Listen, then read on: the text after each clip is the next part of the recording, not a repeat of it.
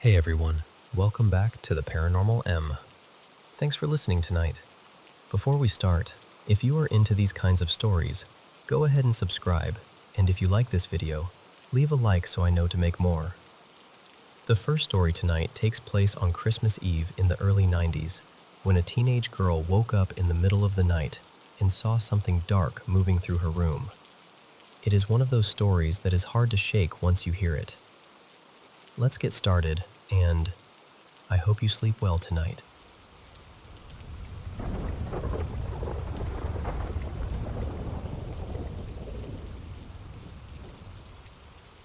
So this happened to my mom, Marissa, back on Christmas Eve in the early 90s, when she was still a teenager.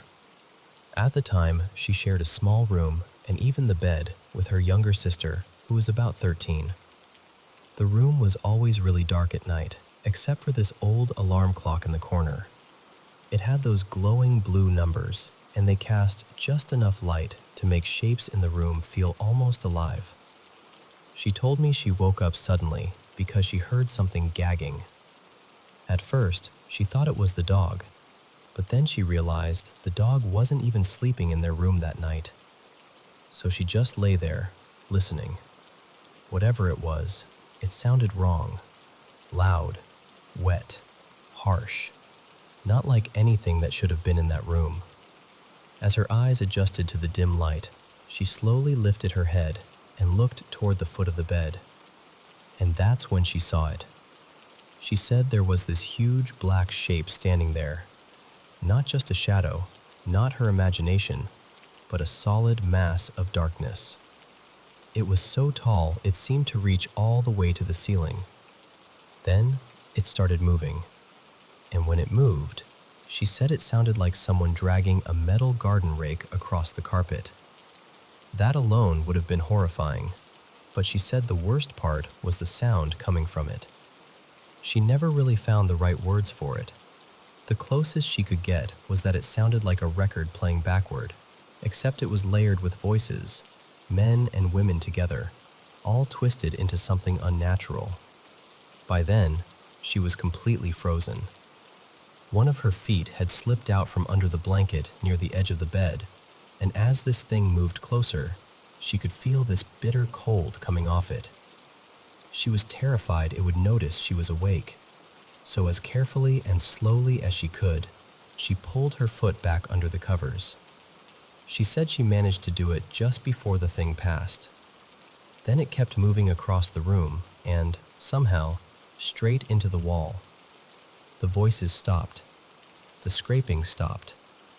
Everything went silent. For a second, she didn't know if she'd really seen it, or if she was the only one. Then her little sister whispered into the dark, "Are you awake?" My mom said, "Yeah." And her sister whispered back, "What the hell was that?" That was the moment she knew it had been real. Both of them wanted the light on immediately, but the switch was near the bedroom door. To get to it, one of them would have to get out of bed and cross the room barefoot, and neither of them could bring themselves to do it right away.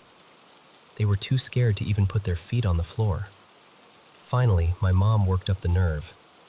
She jumped out of bed, ran to the switch, flipped the light on, and leapt back into bed as fast as she could. She said they stayed awake the rest of the night with the light on. They didn't sleep, and they barely spoke.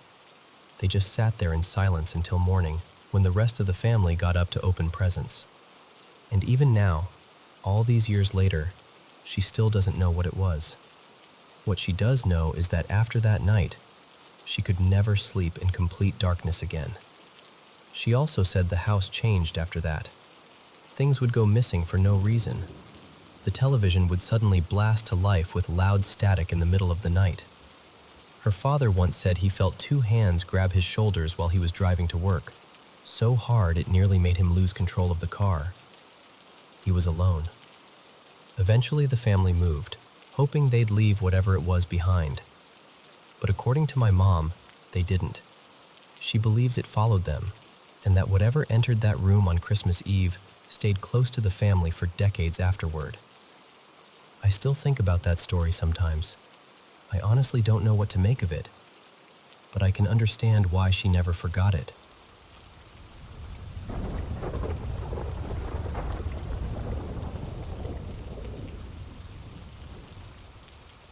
I used to work as a cook in senior living communities, and while I was there, I downloaded a couple of those ghost hunting apps, just for fun. You know, something silly to mess around with. There was always a lot of activity on them, which honestly felt pretty normal given where I worked. Then life got heavy. I lost my job, had court stuff hanging over me, and I completely forgot those apps were even still on my phone. One night last May, maybe 2 or 3 weeks after Mother's Day, my daughter and the kids had given me flowers and a balloon. The flowers were fading by then, but that balloon was still in the left corner of my apartment, just staying there. For nearly 2 weeks it hadn't shifted, hadn't turned, hadn't done anything. That night, my son Mason had my phone. He walked into the kitchen talking to it, and I figured he was joking around with his aunt, or maybe one of his cousins. I was cooking, not really paying close attention. Then I heard him tell the phone, plain as day, "Make the balloon turn 3 times." And that balloon slowly turned to the right. 1 turn. 2. 3. Mason was thrilled. Absolutely thrilled. I was the exact opposite. I grabbed the phone from him, and he took off running through the kitchen into the living room to tell his brother like he was delivering breaking news to the whole house. While he was doing that, the EVP feature on my phone suddenly spoke. It said, "Son." Now, if you've never used one of those apps, there are all these little features built in. The EVP part runs while the camera is up, so you can record or snap pictures while it's going. I was walking from the kitchen toward the living room when I heard the word. I looked down at my phone to check what it had said, and when I lifted my eyes, that balloon was drifting right behind my head. Right behind me. I did not enjoy that moment, not even a little. And before I could fully process what was happening, my Govee lights shut off. I don't use the overhead lights much, so suddenly the whole place dropped into darkness. I ran into the living room, trying to remember where I'd left the remote. While I was reaching around in the dark, the EVP spoke again. It said, "Further. Reach further." At that point, no, absolutely not. I went straight to the wall and flipped on the overhead light. And sure enough, when I looked back, the remote had been just a little farther than where my hand stopped. If I'd reached a bit more, I would have grabbed it. And yes, the balloon had followed me into the dark and all the way over toward the light switch.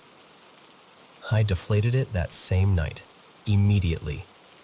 Didn't even do the usual thing where you suck the helium out first and make the ridiculous squeaky voice. I always do that. It makes me laugh every time. But not that night. Not with that balloon. There's one more part to this that really stayed with me. Ever since I moved into that apartment, which was just a 1-bedroom with my kids in the bedroom and me sleeping on the couch, that room had always felt off. Especially one spot near the window. It felt like something more than being watched.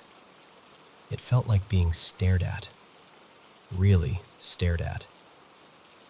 I kept that feeling to myself at first because I didn't want to scare my kids or sound dramatic. But then they started refusing to sleep in their room. And these are kids who had always been pretty independent sleepers. They told me they were terrified of that same exact spot by the window. About a week later, I told my neighbors what had happened with the balloon and the app. That's when they told me the previous tenant had died in that bedroom. He had been disabled and had trouble moving around, and the place where he was found was that spot by the window. Honestly, that part broke my heart more than anything else. My neighbors said he had been a kind man, and from everything that happened, as unnerving as it was for me, I get the feeling he probably still is.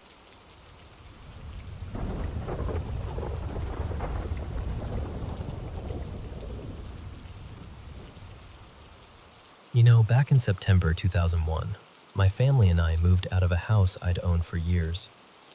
I'd bought it in the late 1980s, long before I was married. It was an older place, likely built sometime in the 1960s, maybe the early 70s. At first, it was just my house. Then later, it became our family home, with my wife and our 2 daughters. Because the driveway was so steep, moving everything out was a bit of a drawn-out process. We couldn't get a big truck up there properly, so we had to use smaller vehicles and do it over several days. By the final day, we had everything settled into the new house. I told my wife, Mara, that I'd head back one last time just to make sure we hadn't left anything behind, and then I'd drop the keys off with the real estate agent at the local shopping center. We'd already handed over one set of keys, which had been mine, so I took Mara's set with me. And that's where the first strange thing happened. When I got back to the old house, I went to unlock the front door. It had 2 locks, and neither one would open. The keys turned, but nothing actually unlocked. It was as if they fit, but somehow didn't work anymore. I rang Mara and asked if she was sure those keys were the right ones.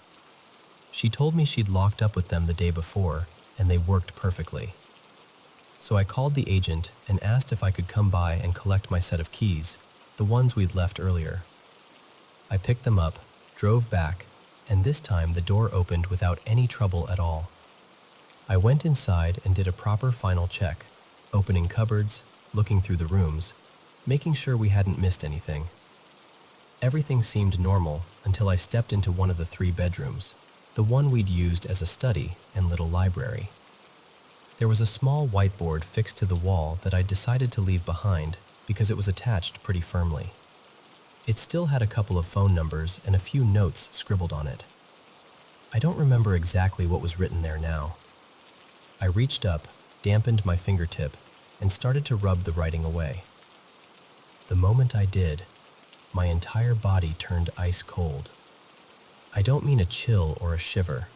I mean a cold so deep and sudden that I'd never felt anything like it before, and honestly, I haven't felt anything like it since. At exactly the same time, I heard the sound of a woman crying, maybe moaning. What made it even worse was that it didn't seem to come from one part of the room. It felt like it was everywhere, all around me. I completely panicked. I bolted out of the room, rushed out of the house, got in the car, and drove straight back to our new place. When I walked through the door, Mara looked at me and immediately asked if I was all right. She said I was white as a sheet. I told her what had happened, though even as I said it, it sounded unreal. But I know what I felt, and I know what I heard. I still think about it, even now. For years afterward, maybe 10 or 12 years, I had the same dream over and over again, every few weeks. In it, someone had been killed and buried beneath that house. The dream never really changed. It always played out the same way, and it always woke me in a sweat. So that's my story. I've never been able to explain it, and just for context, I'm a semi-retired IT consultant in my 60s. I'm not someone who scares easily, and I like to think I'm practical, thoughtful, and fairly open-minded. But whatever happened in that house that day has stayed with me ever since.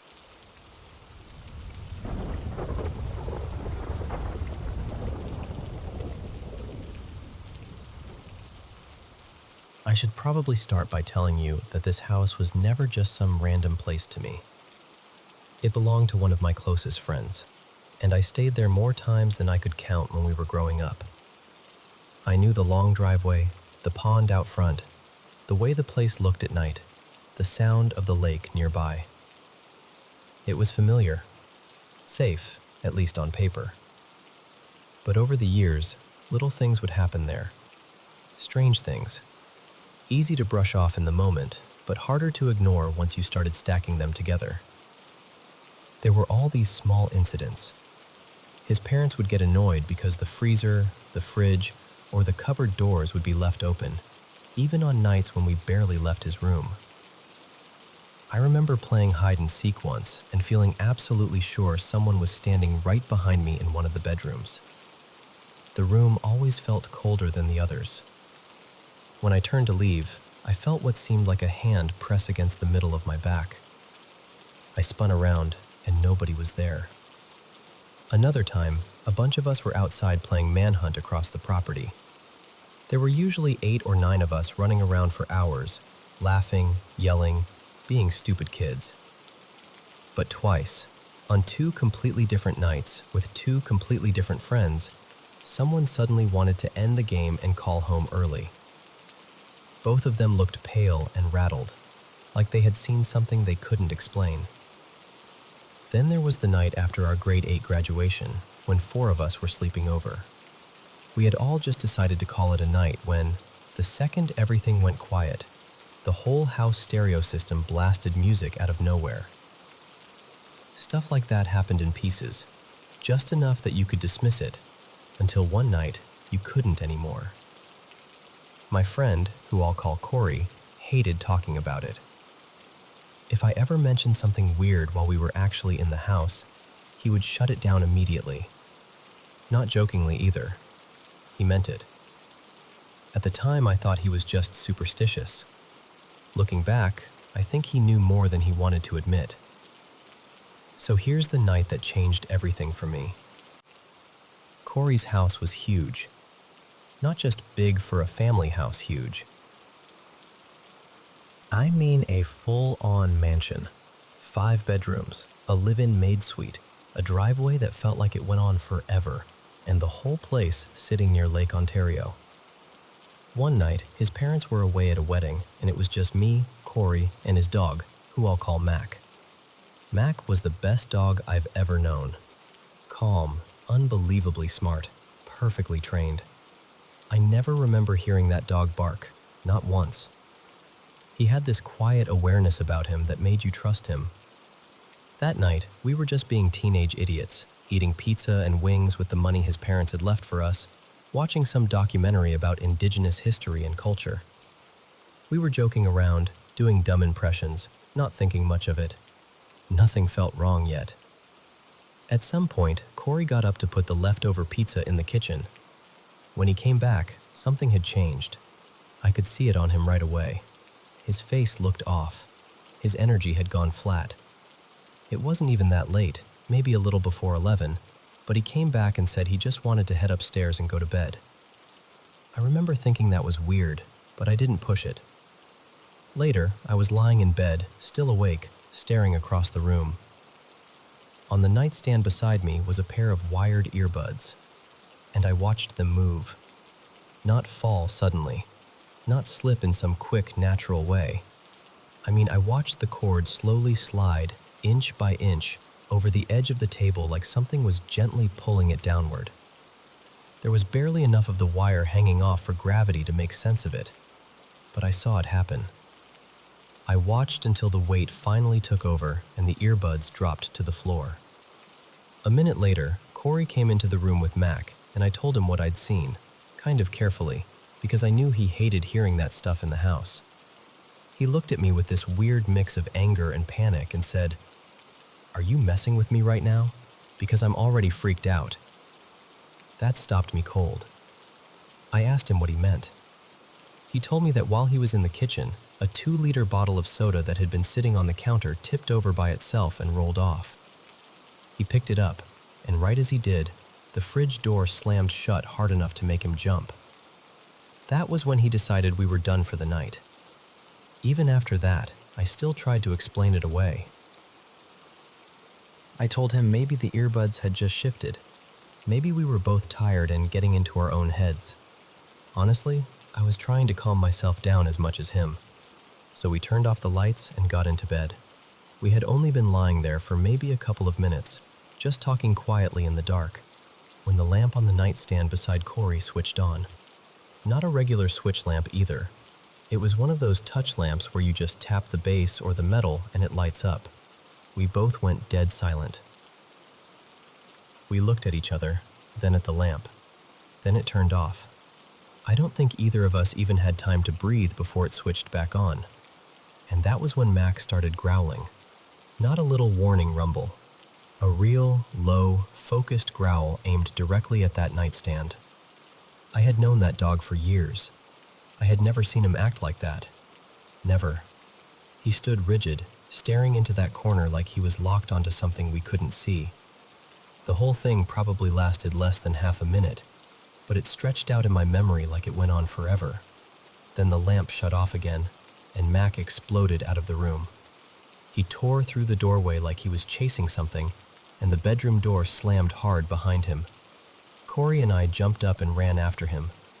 We heard him thundering down the stairs all the way to the basement. We got halfway down and stopped. Even in broad daylight, his basement had always felt wrong to me. Dark, unfinished in parts, cold in a way that didn't feel normal. And now, in the middle of all that, we could hear Mac down there. Then we heard him yelp. Not bark, not growl, a yelp. We started yelling for him to come back, both of us panicked. A few seconds later, he came running up from the basement, tail tucked so tightly underneath him it looked painful. He was trembling. That was it. We didn't debate it anymore. We shoved on our shoes, grabbed what we could, and got out of that house as fast as humanly possible. We walked all the way down the driveway with Mac and stood near the road trying to figure out what to do. Part of us was still trying to be rational. Do we go back in? Do we wait it out? Do we call someone? Then we looked up at the house and saw the bedroom light come back on. The same bedroom we had just run out of. That decided it. We called a friend who lived maybe 20 minutes away on foot and asked if we could crash there for the night. We didn't care how ridiculous we sounded. We were not going back inside. Now here's the part that really stayed with me. Corey's dad had security cameras installed around parts of the house. I never knew exactly why, but later on Corey told me they had caught things on video. One clip showed the fridge, the freezer, and multiple kitchen cabinets opening on their own at the same time. I actually saw that one myself. It explained a lot of those arguments from years before, when his parents thought we'd been leaving everything open. He also said there were other clips too. Shadows, movements, things that were harder to explain. I never saw those with my own eyes, so I won't pretend I did. But I believed him after that night.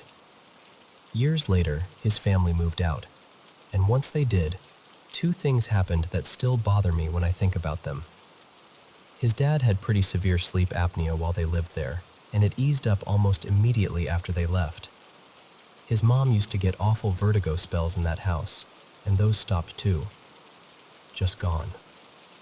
Then his dad admitted something he should have admitted a long time earlier.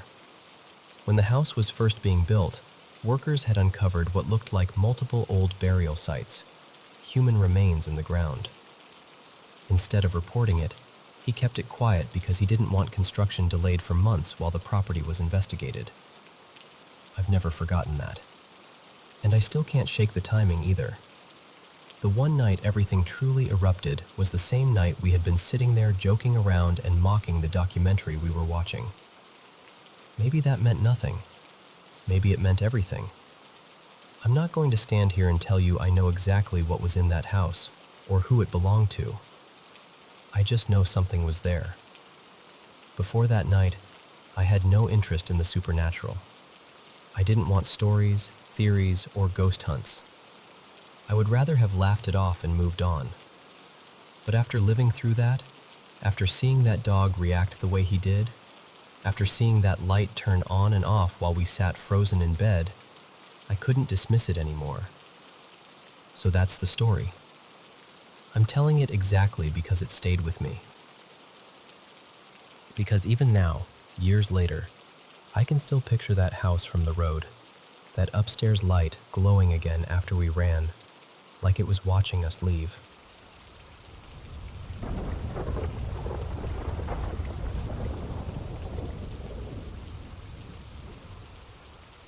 I need to tell you about this dream because it did not feel like a dream at all. It felt like I had slipped into some ancient world, something half myth and half memory, as if I had wandered into a story older than history itself. I was not exactly me there. I was a shape-shifting fox named Radhika, and even though part of me felt young and confused, another part felt impossibly old, like I had already lived through ages I could not count. And then there was him. He called himself Ritvij. That name caught me off guard because it belonged to someone familiar from my real life, my cousin. But this being looked nothing like him. That was what made it so unsettling. It felt as though he had borrowed a name I trusted just to come closer, just to make me let my guard down. From the beginning, something about him felt wrong beneath all the beauty. The first time we stood near each other, he made this strange comment about our size difference. I was so much smaller than him. He looked at me almost amused and said something like, "You're still young." And I remember pushing back, telling him, "No, I'm not. I'm grown. This is who I am." But he only smiled and told me I would become much more, that I would grow. It was such an odd thing to hear, and somehow it made me feel small in a way that had nothing to do with height. Then he told me I had kissed him once while I was drunk. I could not clearly remember it, and that made the whole thing worse. It left me with that awful feeling of having lost control of my own story for a moment. He said that the very first time he saw me, he knew I longed for him. And I cannot explain it properly, but that line stayed with me because it felt invasive, like he was naming a hunger inside me before I had ever spoken it aloud. All around us, people were laughing. Not kindly, not gently. They laughed like I was the only one who did not understand the rules of whatever world I had fallen into. I felt exposed, confused, almost ashamed, as if something deeply personal was happening in front of an audience, and everyone understood it except me. And time there was not normal. It stretched in impossible ways. It felt as though I lived through lifetime after lifetime, and even though most of those years are blurred now, I remember the feeling of them. Longing, solitude, waiting. In every version of that existence, I seemed to go on without ever truly belonging to anyone, without a lasting mate, without ever fully remembering him. Not for centuries. Not for what felt like 300 years or more. Then one day, after all that time, he came back. At first he appeared as a black cat, silent and watchful, like he was testing whether I would recognize him. Then right there in front of me, he changed. The cat gave way to a crow, dark and gleaming, and then from the crow he became himself. I still cannot shake that image. He looked almost unreal, too striking to belong to any ordinary world. Taller than any man should be, wrapped in flowing black robes, with hair as dark as midnight falling down his back. His eyes were black too, and his skin was pale in that moonlit, otherworldly way that made him look less human and more like something ancient pretending to be human. And yet I knew it was him. That was the strangest part. Everything about him had changed, and still I knew. I remember what I looked like too, with an odd clarity. Pale skin, wide eyes, lashes too long to seem real, lips soft and full, almost like I had been shaped into something delicate and unreal myself. There was something doll-like about me, something celestial, and in that dream, I was aware of it. I was aware of how he looked at me. I was aware of how deeply I wanted his touch. That is the part I still do not fully know how to say out loud. Because even with all the fear, all the manipulation, all the signs that something was off, I felt drawn to him with an intensity I have never known in waking life. When he touched me, especially when he held my face in his hands, it felt impossibly right, as though my whole being leaned toward him before I had time to think. I did not feel the usual discomfort I would feel in real life. In that world, with him, closeness felt overwhelming and natural at once. Not safe exactly, but irresistible. There was even a moment when I almost became lucid, almost remembered myself. It was like surfacing through deep water.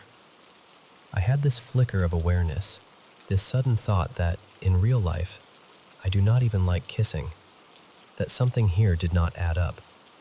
But then he looked straight at me with this dark, knowing intensity, as if he could see that I was beginning to wake. And in that moment, it felt like he would not let me go, like he was silently telling me, "Stay." The dream pulled me back under. Later, he lifted me into his arms as if I weighed nothing. It felt effortless for him, and strangely grounding for me, as though being held by him erased the distance between fear and desire. Everything in that moment felt too vivid, too emotionally detailed, too layered to dismiss as just a random dream. His eyes held something unreadable, something powerful and ancient and almost possessive, and that made it even harder to look away. What unsettles me most is that even through all the confusion, I still wanted him there. I still recognized him. I still felt that pull. And when I finally woke up, I did not wake cleanly. I had slept for nearly 20 hours, and even then it felt unwilling, like I had been torn out of another life before I was ready. I had an exam the next day, real life waiting for me, but part of me wanted to sink back into sleep and return to that strange place.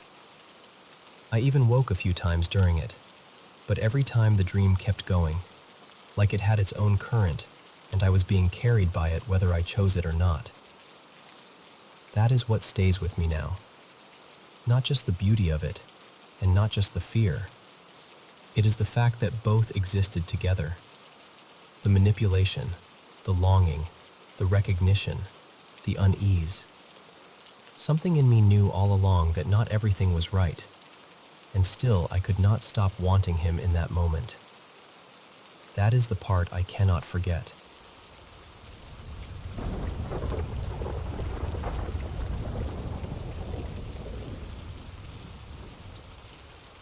So, I want to tell you something that still lingers in the back of my mind. I've never really been the kind of person who believes in ghosts or spirits. I've always figured that strange things happen, sure, but there's usually some logical explanation hiding somewhere in the weeds. Still, there was one stretch of my life that shook me enough to leave a crack in that certainty. This happened not long after my wife and I had our first baby, back in early 2020.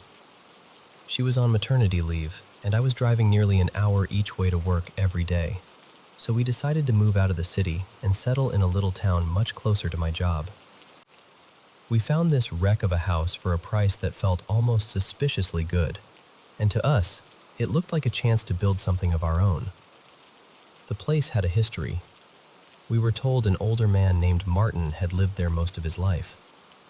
People in town knew him as a heavy drinker, and the house had been neglected for years. Then he met a woman who helped him get his life together, and the two of them started fixing the place up so she could move in.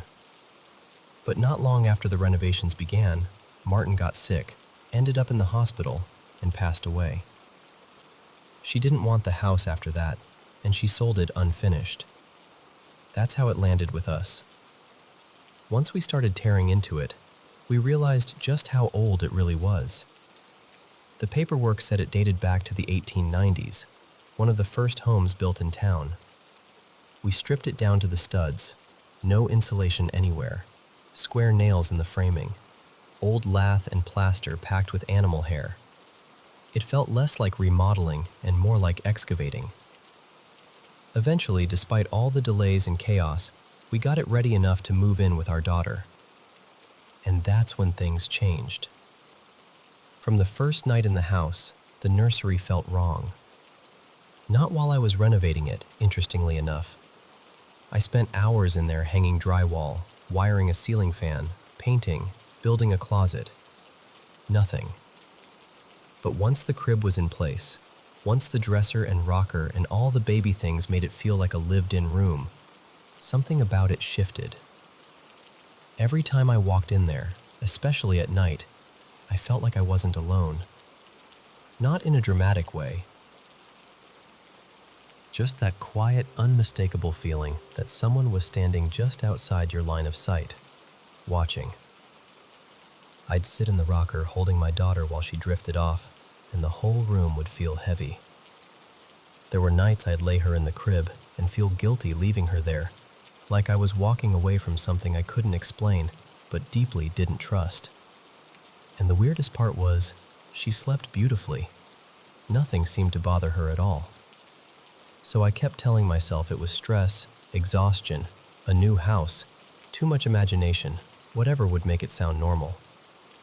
I mentioned it to my wife, and she admitted the house gave her a strange feeling too, but not the way it did for me. To her, it just felt like an old house full of creaks and history. To me, that one room felt occupied. A few months later, the ceiling fan in the nursery started turning on by itself. It happened enough that it stopped feeling random. We'd leave the house, make sure the fan was off, and come home to find it spinning at full speed. The ceilings were high, so I'd installed one controlled by a remote. At one point, thinking maybe the remote was malfunctioning, I took the batteries out and put it away in a drawer. Didn't matter. We'd still come home and the fan would be going. That got my wife's attention. Suddenly, it wasn't just me having a bad feeling in the dark. Now there was something physical happening too, and it was always in that room. So that went on for a while. The bad feeling, the fan, the constant effort to act like we were being rational adults in a perfectly normal home. Then came the final stage of the renovation. We were having insulation sprayed underneath the house. It was a bungalow, no basement, just a shallow crawl space. The insulation crew came out, took one look under there, and told me they couldn't start until the garbage was cleared away. They offered to do it for extra money, but I decided I'd save the cash and handle it myself. I spent the whole day crawling around under that house, dragging out decades of junk, old siding, bits of pipe, tangled wire. Then farther in, older things, broken dishes, tiny medicine bottles, rusted utensils. The deeper I went, the older it all seemed. And then I found something that stopped me cold. Tucked in one corner beneath the front part of the house was a pile of broken children's furniture. I hauled it out into the driveway piece by piece and laid it all out. It looked like a little rocking chair and an old wooden cradle, the kind that rocks side to side. Both were child-sized, both very old, and both looked like they'd been deliberately smashed. Not worn out, not collapsed from age, broken. By then the sun was starting to go down, and I was standing there in the driveway staring at them when that same feeling came over me, that awful watched feeling I'd had in the nursery night after night. That's when it clicked. The spot where I'd found that furniture was directly under the nursery, right beneath it, almost dead center. I'm telling you, every hair on my body stood up. I didn't know what I believed, but in that moment I believed I wanted those things gone. This next part is a little embarrassing, but it's the truth. I didn't know anything about hauntings or rituals or any of that. The only reference point I had was some old supernatural TV show I used to watch, where they'd burn an object and salt it if they thought a spirit was attached to it. Ridiculous? Maybe. But when you're standing in your driveway at dusk, looking at broken antique nursery furniture you just pulled from under your baby's room, your standards for what counts as a good plan get real flexible. So I built a big fire. I threw the rocking chair and cradle into it. Then I grabbed a full container of salt from the kitchen and poured the whole thing over the flames. I stayed out there for hours, stirring the fire until every last bit of that wood was reduced to ash and coals. And after that, everything stopped. Just stopped. The room felt normal. The fan never turned on by itself again. That constant sense of being watched vanished like a switch had been flipped. The house became just a house. I still don't know what to make of it. Maybe I let myself get creeped out and built a whole story around coincidences. Maybe finding those broken pieces under the nursery gave my mind a way to close the loop and finally relax. That's the explanation I usually offer myself. But I can't fully dismiss how real it felt while it was happening, or how sudden the silence was afterward. It didn't make me a true believer, but it did leave me with a hesitation I never had before. We only stayed in that house for about another year. We found out we were expecting our second child, and around the same time I got a much better job several hours away, so we moved again. We've never had another experience like that in any home since. Still, every now and then, I think about that room, about what was buried beneath it, and about how, for one stretch of time, I lived in a house that felt like it was holding its breath.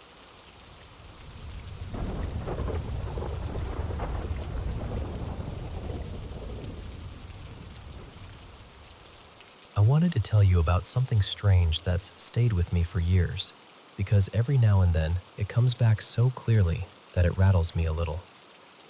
I keep having this dream about an apartment, or maybe more like a house split up like an apartment, and even though I know for a fact I never lived there, it feels deeply familiar. Not dream familiar either. I mean the kind of familiar that settles into your memory like it belongs there. Sometimes, when I'm mentally listing all the places I've lived, my mind still tries to include it before I catch myself. That's how real it feels. In the dream, I'm in my early 20s, maybe 23 or 24, and I live there with one steady roommate and a couple of others who drift in and out over time. The steady roommate feels important somehow. I can still picture his face, even now, but I couldn't tell you his name or how I knew him. One of the temporary roommates leaves after some falling out with him, and there's another one I never trust from the start. Nothing dramatic at first, just that quiet feeling that says, don't turn your back on this person. My room is always the front bedroom. It's big, bigger than you'd expect, and for some reason, no one else wants it. I always do. I feel attached to it right away, almost protective of it. I remember having people over sometimes, friends stopping by, but nobody ever seems comfortable there. They never stay long. The atmosphere makes them restless. I even remember arguing once with a friend, trying to convince him to move in, and he absolutely refused. At the time, I took it personally. Looking back, even in the dream, I think he was reacting to something I didn't want to admit. From the outside, the place looks completely ordinary.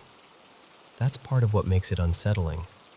It's a modest, red brick house with a dark shingled roof and this very noticeable white downspout along one side. No porch, just a front door and a side door. There's a driveway, a detached garage we're never allowed to use, neatly trimmed shrubs, a flower bed, a tidy lawn. It sits in a neighborhood in a city where I really did live for a few years, which only makes everything blur together even more. When I wake up, I can remember touring the place, signing paperwork, carrying boxes in, carrying boxes out. I remember it the way I remember actual events. Except none of it happened. Inside, the layout never changes. There's this long central hallway connecting everything, bare and undecorated, almost echoing with emptiness. The whole place has that hollow, in-between feeling, like it exists slightly outside ordinary life. And the rooms are huge. That's one of the strangest parts. From the street, the house looks small, but inside it stretches impossibly far, like it goes back 2 or 3 lots and sideways farther than it should. Nobody in the dream finds that unusual. We talk about the neighbors as though we're attached to another unit, maybe a duplex, but it clearly isn't one. And we never see those neighbors. Never hear them either. The house itself is worn down in a way that becomes normal. The paint is chipped, the sinks are cracked, the linoleum is stained, the carpet looks tired and yellowed with age. The fridge smells sour no matter how often we scrub it. The hallway always has this damp, stale odor to it. The stovetop is crusted over with old, burnt food. There's even a fine layer of dust on the walls, if that makes sense. And somehow none of us ever think to hang anything up. No posters, no photos, nothing to make the place feel like home. And the odd part is, none of us seem especially bothered. We keep saying the rent is cheap enough that it's worth it, especially once it's split 3 or 4 ways. Every so often someone says, "We should really call the landlord about this." But no one ever does.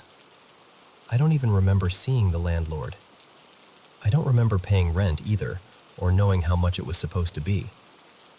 It's like all the practical parts of living there are missing. The part that stays with me most is the back bedroom, the one my steady roommate lives in. In his room, there's a staircase leading down to the basement. Not behind a door, just open, with a dusty curtain hanging at the bottom.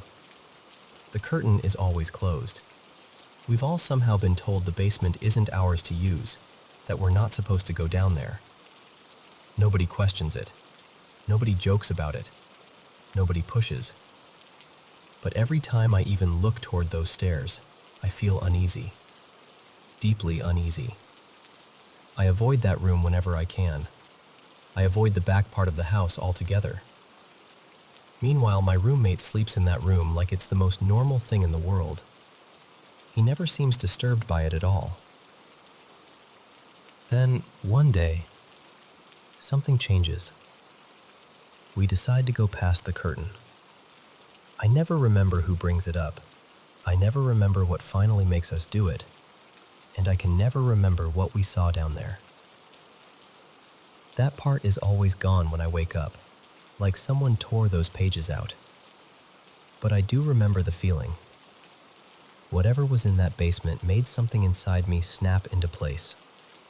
Not curiosity, not confusion, just certainty. I needed to leave. And in the dream, I do leave. Within a few days, maybe a week, I'm moving out. But that last week feels blurred over, foggy in a way the rest of the memory doesn't. Everything before it is sharp. Everything after it is absent. I never hear from those people again. I never see the roommate again. They just vanish from my life completely. Which would make sense if none of them ever existed.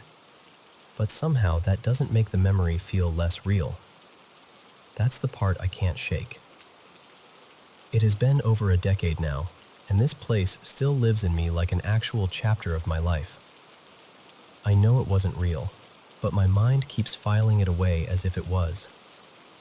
I had the dream again recently, and it left me sitting with that same old feeling, trying to figure out why this imagined place feels more fixed in my memory than some real apartments I actually lived in. I don't really know what to make of it. I just know it feels less like a dream, and more like I keep brushing against a life that almost belonged to me.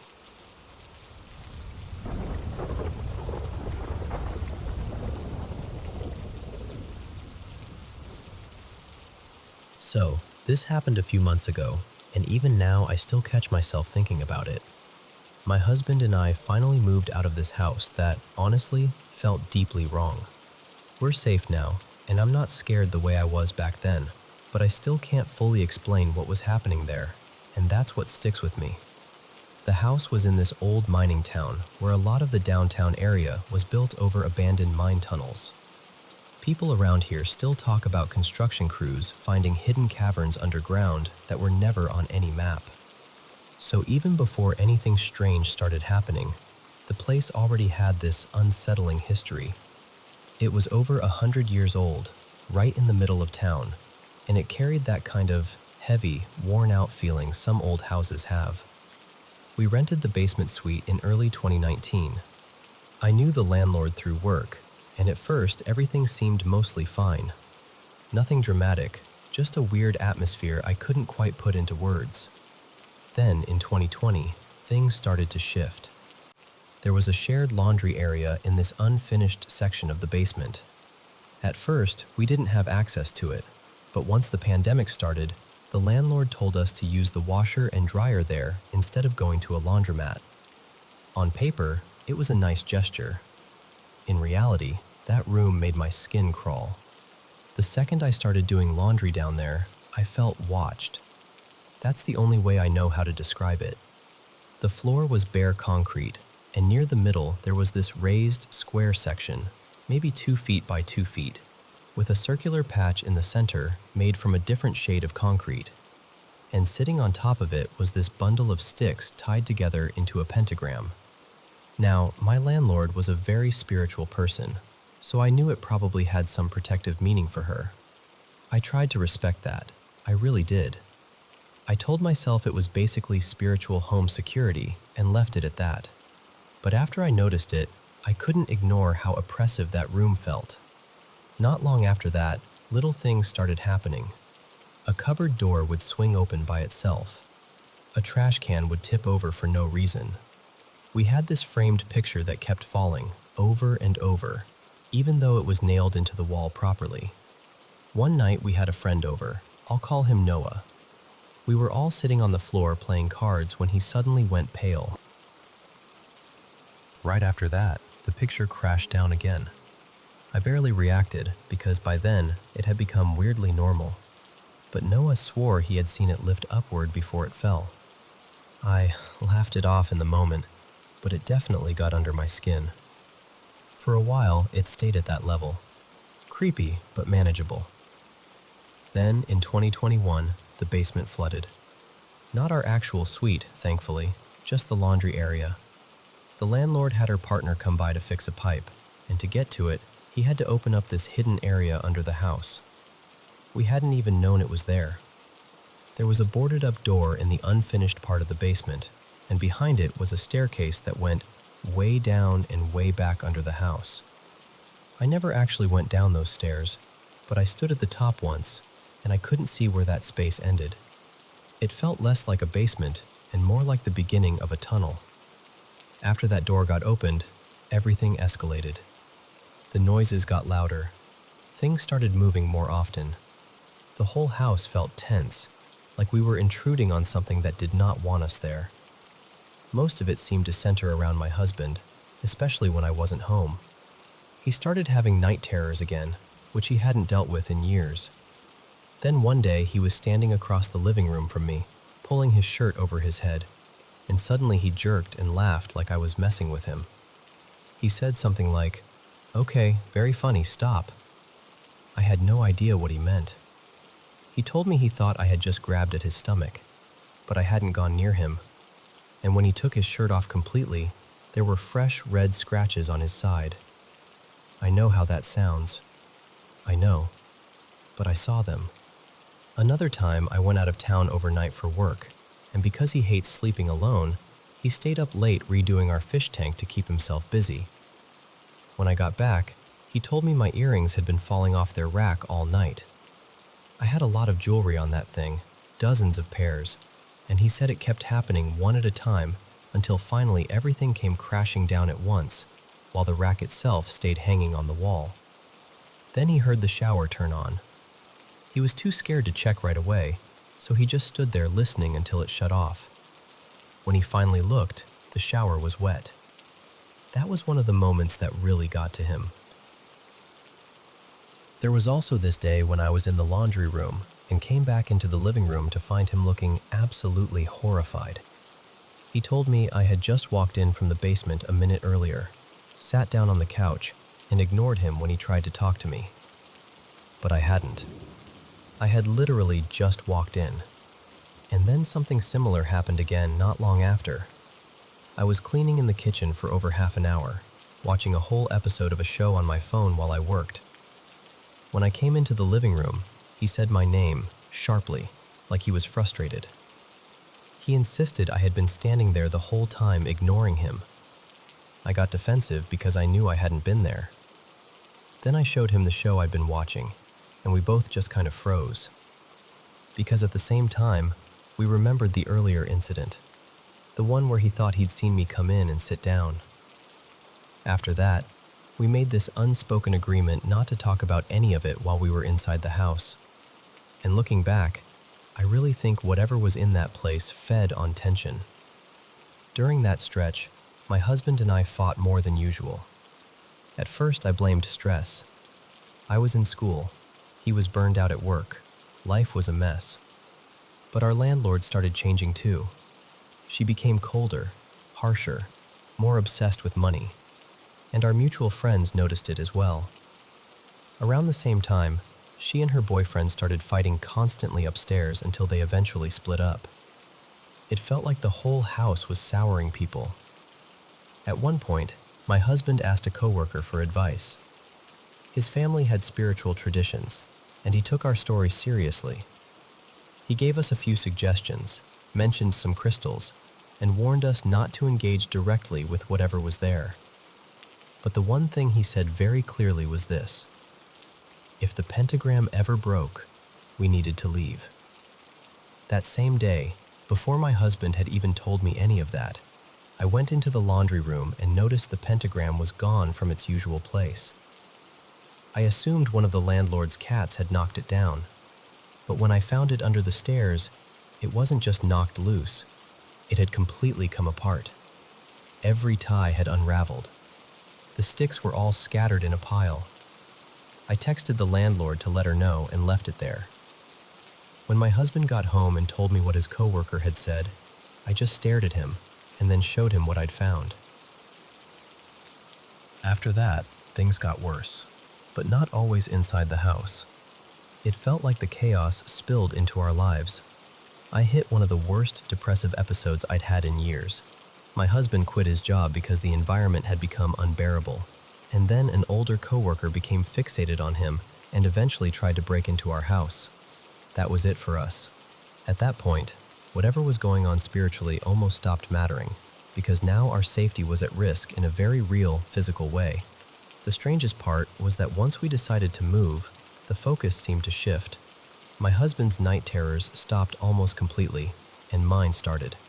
Full body, screaming, kicking, terrified sleep. The atmosphere got so heavy that he barely wanted me in the house alone anymore. Once we got the keys to the new place, he handled most of the move himself because he didn't want me spending more time back there than I had to. And the difference after we left was immediate. I didn't realize how oppressive that house had been until we were out of it.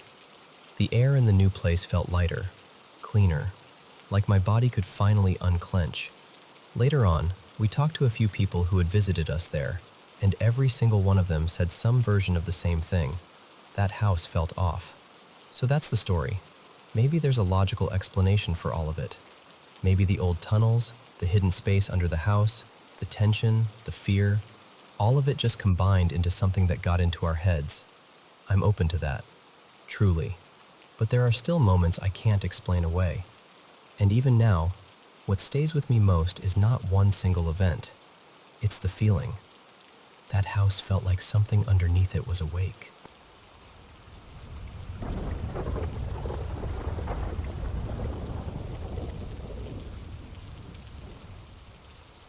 I want to tell you about something that still sits strangely with me, even now. I can't honestly say, yes, without question, that was paranormal, but I also can't explain it away, and that's what makes it linger. A few years back, I was heading home with 4 friends, and we decided to cut through a small cemetery. It was around 11 at night, maybe a little after, but not especially late. The place itself wasn't creepy in the way people imagine cemeteries to be. It was tiny, wrapped around an old church on a hill overlooking the town. The gravestones were all weathered and old, and no one had been buried there in a very long time. There were houses nearby, a few small flats, and even a care home just down the road. I'd walked through that cemetery plenty of times before without giving it a second thought. So we were making our way around the circular path, and out of nowhere, I caught this bright blue flash in the corner of my eye. It shot from my left side across my vision and disappeared off to the right. It happened so fast that I turned my head instinctively, but there was nothing there. I remember thinking, well, that was odd. But I kept quiet at first because I assumed it was just my eyes playing tricks on me. Then, it happened again. This time it moved the other way, from right to left, just as quick and just as vivid. And when I say vivid, I mean it was impossible to ignore. It wasn't a faint flicker. It was this intense electric blue, almost like the flash of emergency lights in the distance. Small, yes, almost wispy, but incredibly bright. After that, it kept happening, back and forth, left to right to left. Always just ahead of me, always darting across the center of my vision, and then gone the second I tried to look directly at it. It was so consistent that I started wondering if one of my friends had a laser pointer and was messing with me. But none of them could see anything at all. Not one of them. And honestly, they weren't the kind of people to pull that sort of prank anyway. The longer it went on, the more unsettled I became. Not frightened exactly, not in a haunted goosebumps kind of way. It didn't feel sinister. It felt confusing. Deeply, intensely confusing. But then my brain did what brains do when they can't make sense of something, and it jumped to the worst possible conclusion. I became convinced something might be wrong with my eye. I actually started thinking, what if this is a retinal tear or some kind of medical emergency? Looking back, maybe that sounds dramatic, but in that moment, it felt like the only explanation I had left. Eventually, I worked myself into a panic attack. My friends could see I was spiraling, and they got worried too, so we agreed we should leave and go get checked out. And here's the part I still can't explain. The second I stepped off the final stone steps and out of the cemetery, it stopped. Completely. No more blue flashes, no lingering streaks, no odd spots in my vision. Nothing. It was just over, as suddenly as it had started. What makes it even stranger is that it seemed to follow the path perfectly, almost as if it were staying just ahead of me the whole time. The path circles the church in a neat loop, with 2 entrances on opposite sides. We had come up one set of steps and were heading around toward the other side, and that blue light stayed with me the entire way, flickering from side to side like it was leading me forward. I've heard plenty of stories about shadows, figures, voices, cold spots, all of that. But blue light? I've never really heard anyone talk about that as a paranormal thing. So I'm left with the same questions I had that night. Was it something explainable that I still haven't managed to identify? Was I somehow hallucinating for no reason I understand? Or did something genuinely happen there, and for whatever reason, I was the only one who saw it? That's the part I can't shake. Not because I'm desperate to believe it was supernatural, but because I'm usually the one trying to rule things out. I'm naturally skeptical. I look for the ordinary answer first. But this one has never settled neatly into any box for me, and I still think about it more often than I'd like to admit.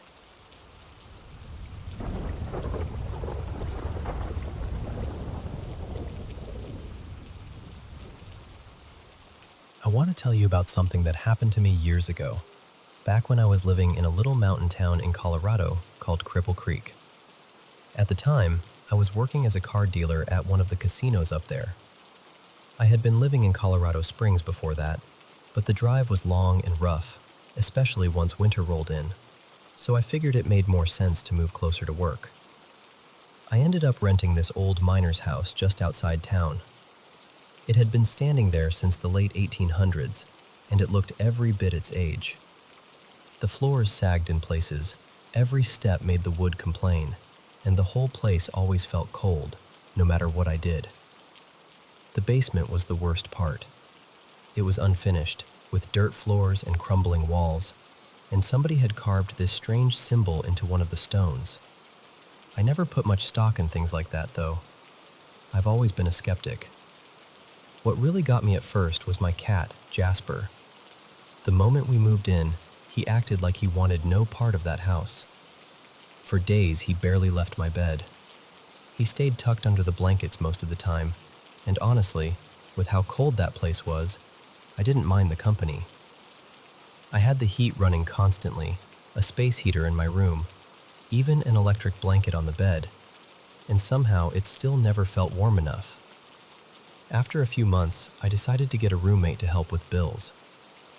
A guy I worked with at the casino moved into the upstairs area. His name was Braden. Everything seemed normal, and life settled into a routine for a while. Then one morning, something happened that I still can't explain. I was working an early shift then, the kind where you're up long before the sun even thinks about rising. That morning I got up around 3, took a shower, got dressed, and was getting ready to leave for work. My bedroom was just off the living room, and as I stepped out in the dark, I saw what I thought was Braden walking up the stairs at the far end of the room. I remember it clearly. It was the shape of a man in a thick winter coat moving up the steps. I even heard that soft rustling sound those heavy jackets make when someone walks by. It felt completely ordinary for about 2 seconds, and then my brain caught up with me. Braden had started work at 3 that morning. There was no reason he should have been home.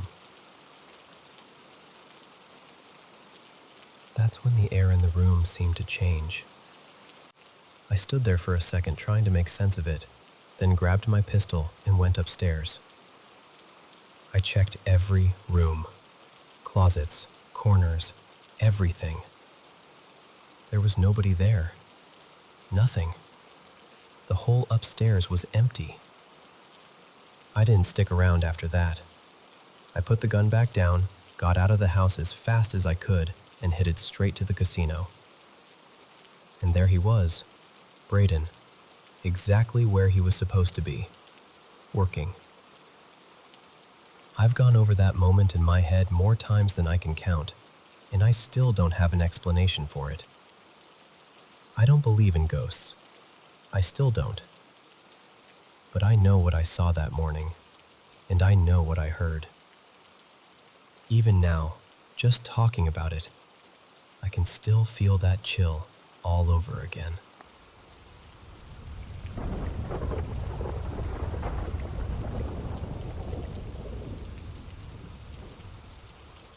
I need to tell you about a night that completely changed the way I see things. At the time, I did not believe in ghosts or spirits at all. Not even a little. I was the kind of person who would laugh about paranormal stories, make jokes, and brush everything off like it was just nerves or imagination. That was me, right up until I stayed at this house with my friend. We were house sitting at her uncle's place, this beautiful home tucked into a heavily wooded area, quiet and a little isolated even though there were other homes nearby. My friend, I'll call her Finn, had told me before that her cousin always felt strange things in that house. She used to talk about weird energy, unexplained noises, and the feeling that someone was there when nobody was. I never took it seriously. I just assumed her cousin was overly anxious. Then came that night. When it was time to sleep, Finn and her boyfriend, who I'll call Silas, went to the bedroom, and I decided to sleep on the couch in the big open-plan lounge. I actually preferred it. It felt relaxed, and I was still wide awake. A little later, our friend Amelia called us on FaceTime, and we all chatted for a while. I was alone in the lounge on the call, while Finn and Silas stayed connected from the bedroom. At some point, we started joking around, and said Amelia would probably come haunt us, since her own house supposedly had strange things happen there. I laughed. I remember being completely unfazed. And then, almost instantly, the whole atmosphere changed. The room went cold. Not normal nighttime cold, not a breeze, not a subtle shift. I mean suddenly, sharply cold. The kind of cold that makes your skin tighten. At the same time, I felt this horrible, draining sensation, like my energy was being pulled straight out of me. My body felt heavy, and there was this pressure on my chest, as if something was sitting there, pinning me down without actually touching me. That feeling lasted for a couple of minutes, and I was trying to make sense of it, trying to stay rational. But then I became aware of something else.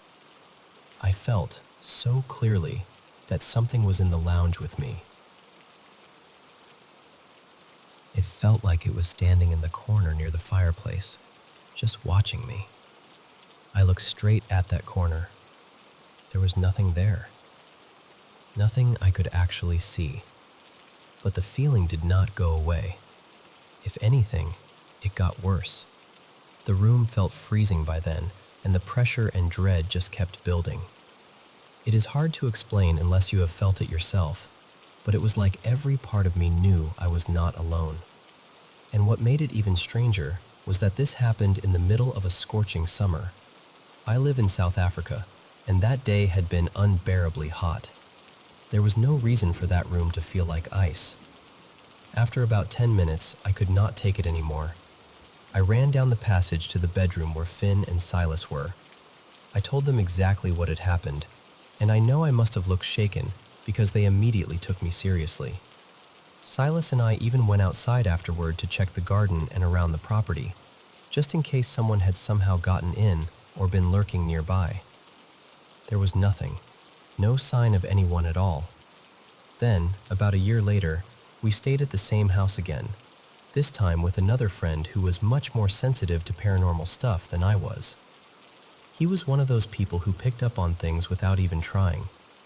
Early that morning, around 5, he woke me up and asked me something that honestly sent a chill through me all over again.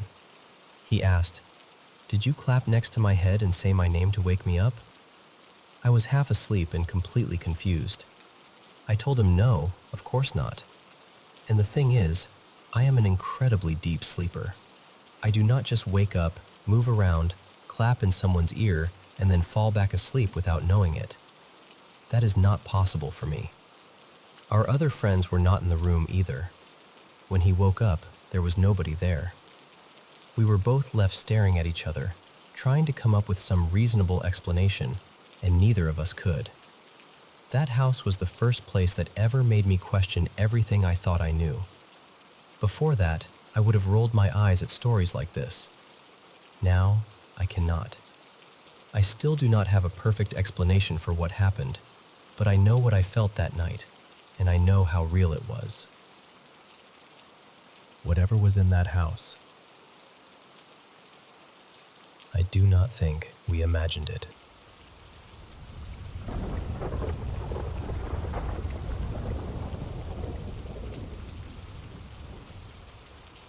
So, this happened around 5 years ago, and I still can't explain it in a way that makes complete sense. My girlfriend and I were out at this river trail near where we lived, just getting some exercise and enjoying the weather. She wanted to jog, and I decided I'd take my bike. The trail kind of splits around a main bridge in the middle, and that bridge is the big landmark. There are smaller crossings at either end, but the center one is where people usually stop, look out over the water, and hang around for a bit. We decided to go in different directions at first. My plan was to bike my side, turn around, then head toward her side so we could meet up and finish around the same time. Each half of the trail is maybe a couple miles or so it felt easy enough to time it out. Since I was on my bike, I was moving pretty fast. I got close to the far end of my side and thought about continuing toward the lake, but instead, I turned back. On my way back, I passed this older man, probably somewhere in his late 70s or early 80s. He had this really kind face, soft smile, and gave me a little wave. We did that quick trail greeting, just a simple, "Hey," as we passed. What stood out to me was that he seemed almost expectant, like he was already looking at me before I got there, waiting for that little hello. Nothing creepy, nothing strange exactly, just memorable. Anyway, I made it back to the middle bridge and rode across it so I could stop for a second and look over the river. And this is the part that matters. When I had passed that man earlier, he was walking away from the main bridge, farther down the trail. He wasn't moving quickly either, more like someone out for a peaceful stroll, taking in the scenery. After stopping at the bridge, I headed over to the other side of the trail, the side where I was eventually going to meet my girlfriend. When I got there, I decided to take a break. I got off my bike, sat there for a bit, and started scrolling on my phone. Probably about 10 minutes went by.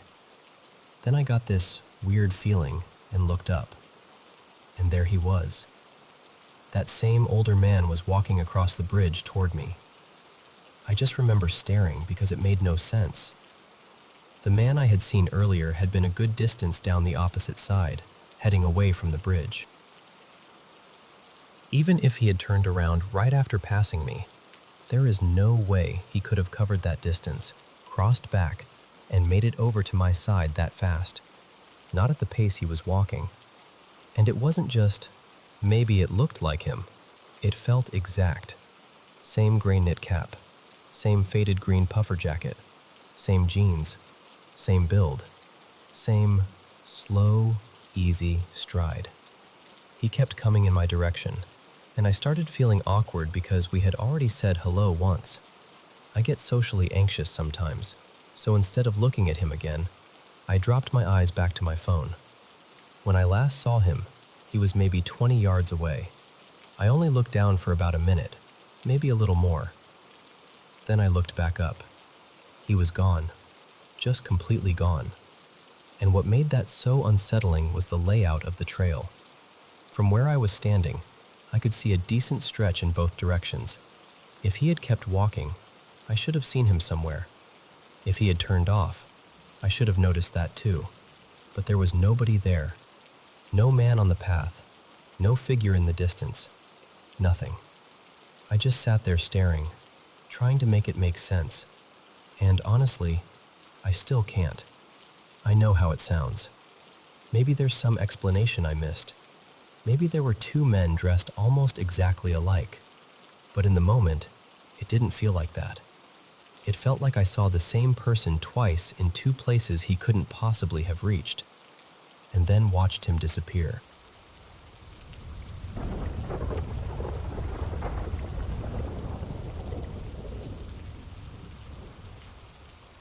I want to tell you about a place I lived in when I was younger, because even now, at 24, I still have a hard time putting it into words without feeling like it sounds unreal. These days, I barely experience anything paranormal at all. Maybe the occasional strange feeling, but nothing like what it used to be.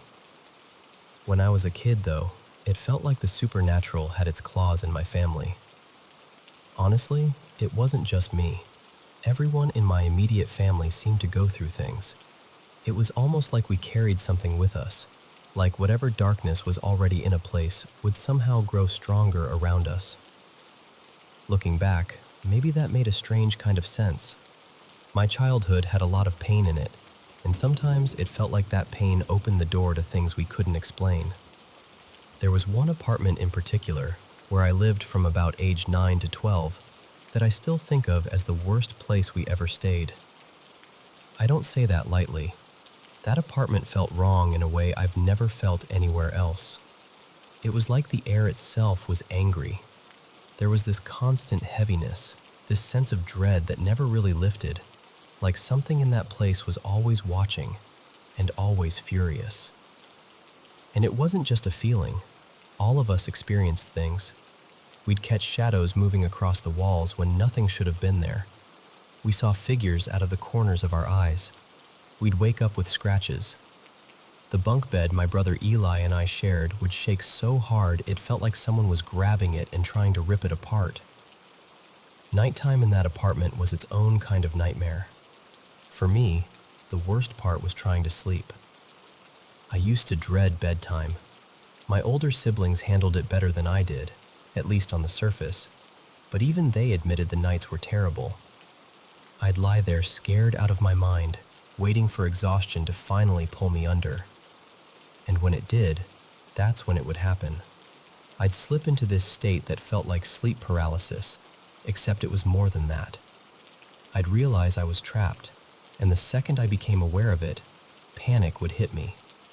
I'd try to move, even just a finger, anything at all, and it felt like I was dragging myself through wet cement.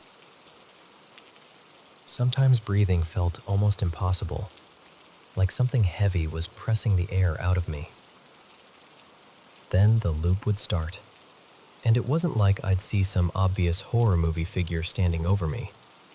It was worse in a way, because it was this presence, this pure, hateful force. I could feel it. It felt like it despised everything in that room. It hated me. It hated all of us. There was no mistaking that. I would fight with everything I had to get out of bed. Sometimes I'd manage to throw myself over the side, just flop straight onto the floor. It didn't matter whether I was sleeping on the bottom bunk or the top one. Somehow, in that strange, half-dream state, the same thing would happen anyway, like logic didn't apply anymore. I'd hit the floor, and for a second I'd think I'd finally broken free. Then suddenly, I'd be back in bed again, frozen. I can't really explain how terrifying that was. It took so much effort just to fall out of bed once. To have to do it over and over again felt endless. I'd land on the floor, barely able to move, every muscle locked up, and all I could do was stretch one arm toward the bedroom door beside the bed. I'd feel the carpet under my hand. I'd think, just get to the door, just get to the door. And then everything would snap back again, and I'd be right where I started. Sometimes that cycle felt like it lasted for hours. Every now and then, I'd make a little more progress. I'd drag myself across the floor inch by inch until I reached the doorknob. I remember grabbing it with one hand and trying to pull myself up while my legs just hung there useless, like they didn't belong to me. I'd try to call for help, try to mouth the word, but nothing would come out. Not even a whisper. It was like my voice had been taken too. And then morning would come. After what felt like an entire night of fighting just to move, I'd still have to get up and go to school like everything was normal. That was the part that made it feel even stranger. Life just kept going. Sometimes I'd wake up and realize I really had ended up on the floor. Sometimes I'd find faint scratches on my arms. Other times, there'd be nothing visible at all, just this bone-deep exhaustion that made it feel like I hadn't slept for a second. I still feel ridiculous talking about it, I really do.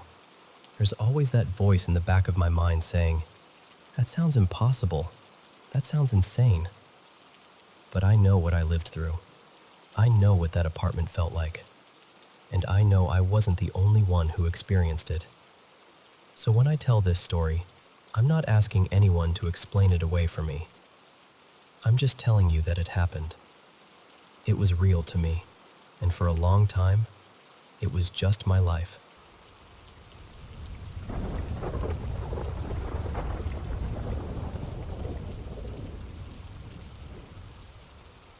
Hey everyone, watching Paranormal M. How's it going where you are? Let me know what the weather's like where you live. Over here, it's been a mix of chilly and sunny days lately. It's not exactly perfect, but I'm still really happy just to be here sharing my paranormal experiences with you. Don't forget to subscribe and turn on notifications so you'll be the first to catch the newest videos. Good night. So, not too long after that strange thing with my oldest boy accidentally recording something in his room, something started happening with my younger son, Mason. He was about 4 at the time, maybe just a little older. There were several nights when I'd wake up out of nowhere to the sound of him screaming, not just crying, but truly terrified. His room was on the main floor, right near his older brother's, and my bedroom was all the way upstairs, so every time it happened, I'd be flying down the stairs in the dark with my heart pounding. Most nights, by the time I got to him, he was still kind of half asleep. I'd sit beside him, calm him down, tuck him back in, and by morning, he wouldn't remember much. I kept telling myself it was probably just nightmares, maybe night terrors, the kind of thing little kids go through. But there were 2 nights that felt completely different. One night, I rushed in and found him sitting straight up in bed, crying hard, fully awake. I climbed onto the bed, held him close, and asked him what was wrong. He looked right at me and said, "There's a demon in my room." I can still remember the feeling that hit me when he said that. My stomach just dropped. I asked him what he meant, hoping maybe I'd misunderstood, but he just kept repeating it, getting more upset each time. Then he told me something that honestly still turns my stomach when I think about it. He said the demon was lifting his head off the pillow and then dropping it back down. He described it so clearly, like it wasn't just some blurry dream. He kept saying it had happened again and again. And then he told me it was standing in the corner of the room. Of course I looked. I checked the corner, I looked everywhere, but there was nothing there. What made it even harder to brush off was that it didn't just happen once. It happened again. And after that, he would bring it up during the day too, not only in the middle of the night. Over the following weeks, maybe even a couple of months, he kept describing the same thing every time. The demon, the corner of the room, and his head being lifted and dropped back onto the pillow. I know children can have vivid dreams and night terrors. I know that. But the way he described it, and the fact that he talked about it later in broad daylight, when he was calm and fully awake, that really stayed with me. It shook me in a way I still can't fully explain.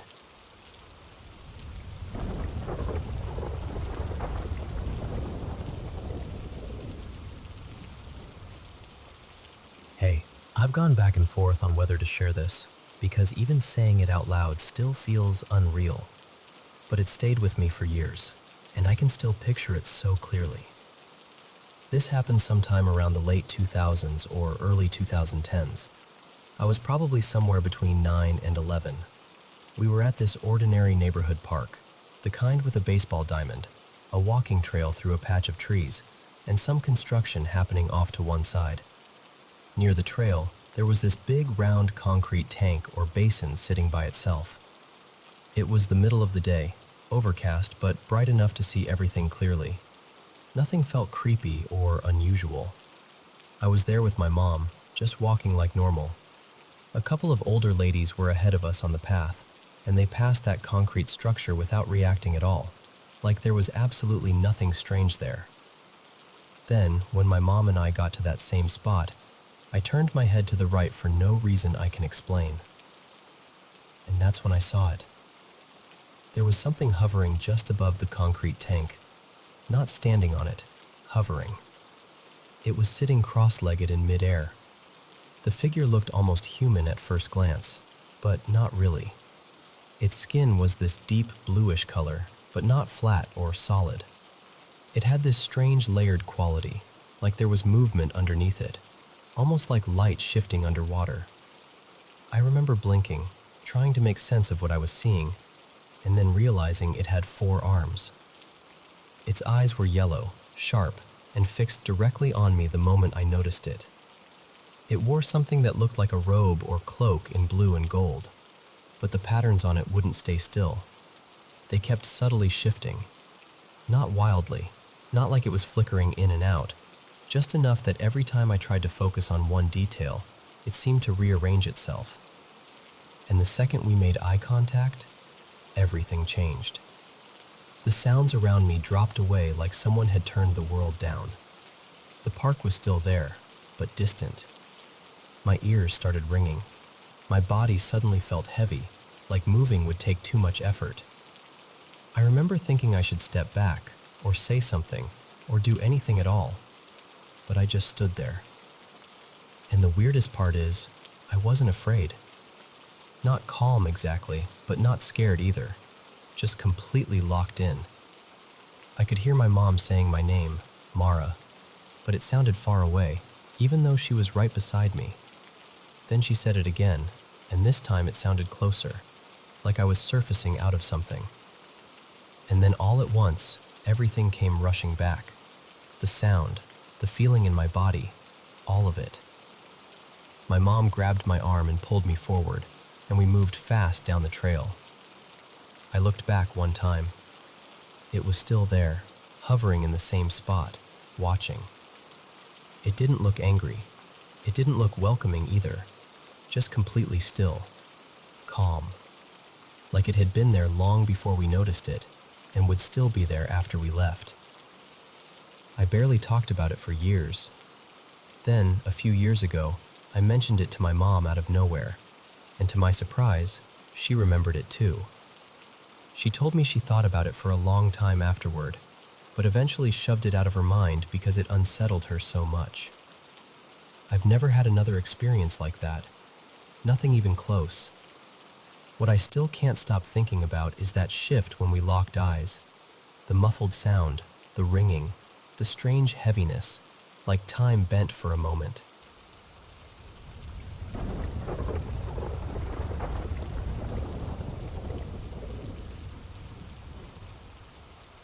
I should probably start by saying I'm 39 now, and all of this has unfolded over roughly the last 25 years. When I was a kid, my mom used to test what she called my intuition. She'd hold up playing cards and ask me to guess them. A surprising amount of the time, I'd get either the number or the suit right. At first, it felt like a game, but over time, it started to feel like something more than that. As I got older, I began noticing things in the corners of my vision. Little movements, shapes that didn't make sense. The kind of thing you almost brush off until it keeps happening. Eventually, there was this presence I became so used to that I would actually say goodnight to it almost every night for several years. Friends hated sleeping over at my house. They all described it differently, which somehow made it feel even stranger. One would say it felt like something heavy was pressing on their chest. Another would say they just felt deeply uneasy, like they were being watched, and they could never fully relax enough to sleep. When I was about 18, I started trying to have out-of-body experiences. One night, I came incredibly close. I remember feeling this strange lightness, like I was peeling away from myself. And when that final sensation at the top of my head seemed to slip free, I panicked and snapped right back into my body with my heart pounding. That was around the time I think I had my first real encounter with what people might call a shadow figure. A few nights later, I fell asleep and felt like something was pressing down on my chest, crushing me. In the dream, or whatever it was, I remember shutting my eyes tightly and counting to 3 so I could force myself awake. Since then, there have been a lot of other experiences. Even now, completely awake and completely sober, I still catch figures out of the corner of my eye almost every day. Sometimes they seem to peek around doorways. Sometimes they dart past. Sometimes they look more like dark wisps or a blur of smoke that vanishes the second I focus on it. One of the clearest moments happened not that long ago while I was working from home. My bathroom sits at an angle from my office, and from the mirror beside the sink, I can actually see part of my desk and computer. One morning, around 10, I glanced into that mirror and saw what looked like a shadow person, about 6 feet tall, just standing there. I looked away, then back again. I blinked, stared, tried to make sense of it, but it was still there. Then I turned and saw it directly, not just in the reflection, and it drifted off to the right toward the window and disappeared. Things have been quieter since then, at least compared to before. But a couple of weeks ago, I saw what looked like a dark arm reach around the edge of the wall and tug at a hanging cable hard enough to make it swing. At this point, I don't know exactly what I'm asking for. I just know it feels like something has been around me for a long time, and I've never really been able to understand what it is. I'd just like to make some kind of sense of it.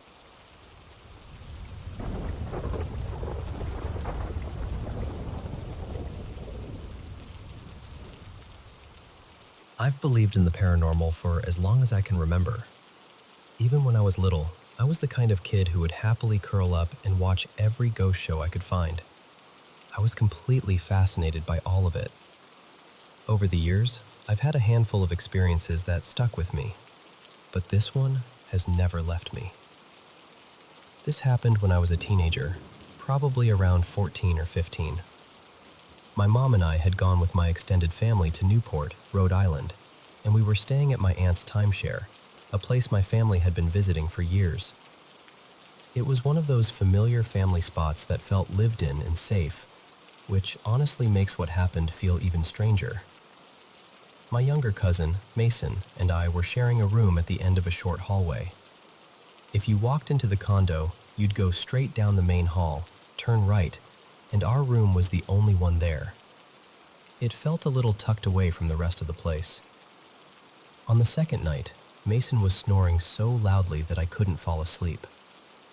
I know for a fact I was awake. I kept shifting around in bed, turning one way and then the other, trying to get comfortable. At one point, I ended up lying near the foot of the bed, just staring across at him, annoyed because I'd already tried to wake him enough to get him to roll over and stop snoring. I remember rolling my eyes and turning my head, and that's when I saw someone standing at the end of my bed. At first, all I noticed were the legs. They were wearing fishnet stockings. Then, as I pulled myself back toward the headboard, I saw more of the figure. A dark skirt, long reddish curls falling past the shoulders, and the outline of a tall person standing there with one hand on their hip. What made it so horrifying was that I couldn't really see their face. The room wasn't pitch black. There was light coming in through the window behind them, enough that I should have been able to make out details. But instead, most of their face and part of their body looked swallowed in shadow, almost flat and black, like the light just stopped where they were.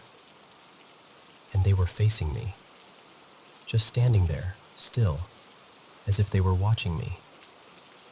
I was absolutely frozen. I couldn't move, couldn't think, couldn't even look away. I just stared. Then I did the most cliché thing possible. I yanked the blankets over my head, counted as steadily as I could, and finally forced myself to look again. They were gone. The second I realized that, I practically dragged Mason out of sleep. I didn't even try to be quiet. I called his name loudly enough to wake him up, and I made him turn on the TV because I was too terrified to sit in the dark. He was half asleep and irritated, but he did it, then rolled over and went right back to sleep. I didn't sleep at all after that. I stayed awake the rest of the night with the television on, just waiting, listening, watching. Nothing else happened, not that night and not for the rest of the trip. But I have never forgotten that figure. Out of everything I've experienced, that was the clearest, the strongest, and easily the most unsettling. Even now, I can still picture exactly how they looked standing there at the end of my bed.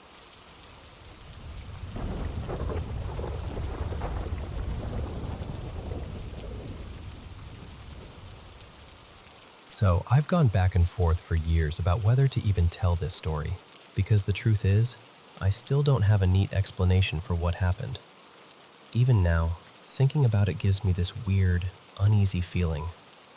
I'm not saying it was something paranormal, not for sure anyway, but I know it wasn't normal. And I know I didn't imagine it, because my girlfriend at the time, her name was Marissa, saw it too. This happened when I was 18, a little over a decade ago. Back then, we lived in a second-floor apartment, and from our bedroom window, you could see straight into the building across from us.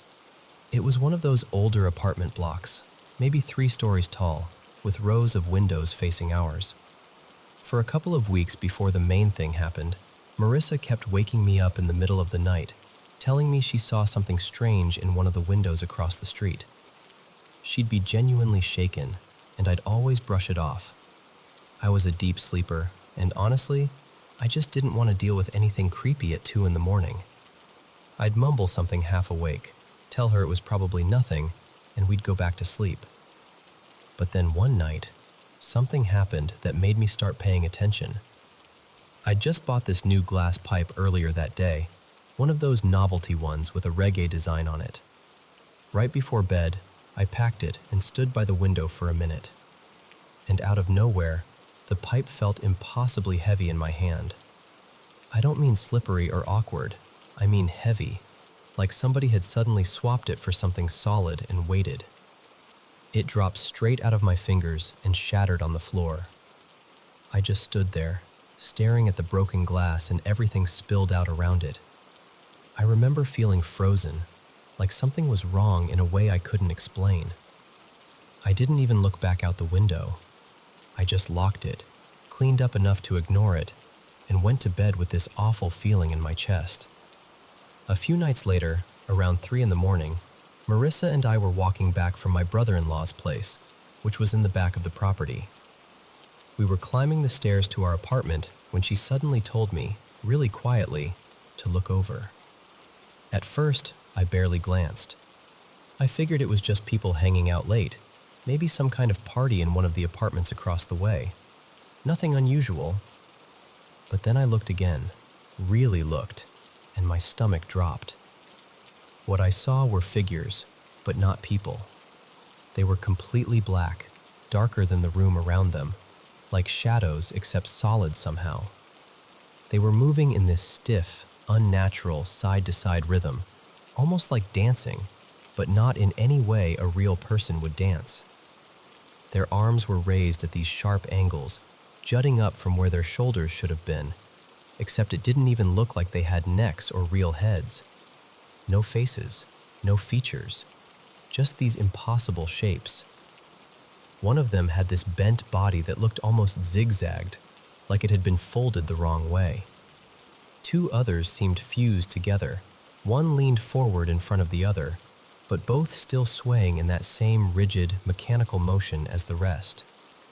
There were colored lights flashing in the room, red, green, blue, like cheap party lights, but the light didn't hit them. That's one of the parts I still can't get over. It was like the colors moved around them instead of landing on them, like they weren't really part of the room at all. What made it even stranger was that the windows around that apartment looked normal. Above them, there was a man pacing back and forth while talking on his phone under this dim yellow light. In another nearby window, a guy was sitting down reading, completely calm, same warm yellow light. At first, that almost made me question what I was seeing. Then, everything changed. Because both of us felt it at the exact same time. Those things knew we were watching. They didn't stop moving. They didn't turn to face us. But somehow, unmistakably, we felt their attention lock onto us all at once. It's hard to describe unless you've felt something like that before. It was like standing in front of a huge room full of people right before speaking. That crushing pressure in your chest, but darker, heavier, pure dread. Marisa grabbed me and we ran inside. We were only outside for maybe 10 seconds after noticing them, maybe 15 at the most, but it felt longer. We rushed into the apartment, went straight to the window, and looked back out. And they were gone. The figures, the movement, all of it, gone. The colored lights were still flashing in the room like nothing had happened. The yellow-lit windows nearby looked completely ordinary. It was like the whole thing had just been erased. For a long time after that, I was genuinely scared. I read everything I could, trying to find anything that matched what we saw. Shadow people, dimensional stuff, visual distortions, anything. The closest idea I ever found was that maybe they were some kind of shadow beings, and the normal-looking people in the neighboring windows were just part of whatever disguise or illusion was happening. But honestly, I don't know. I still don't know. All I know is that it was real enough for both of us to see it, and real enough that I still think about it all these years later. And even now, it still gets under my skin.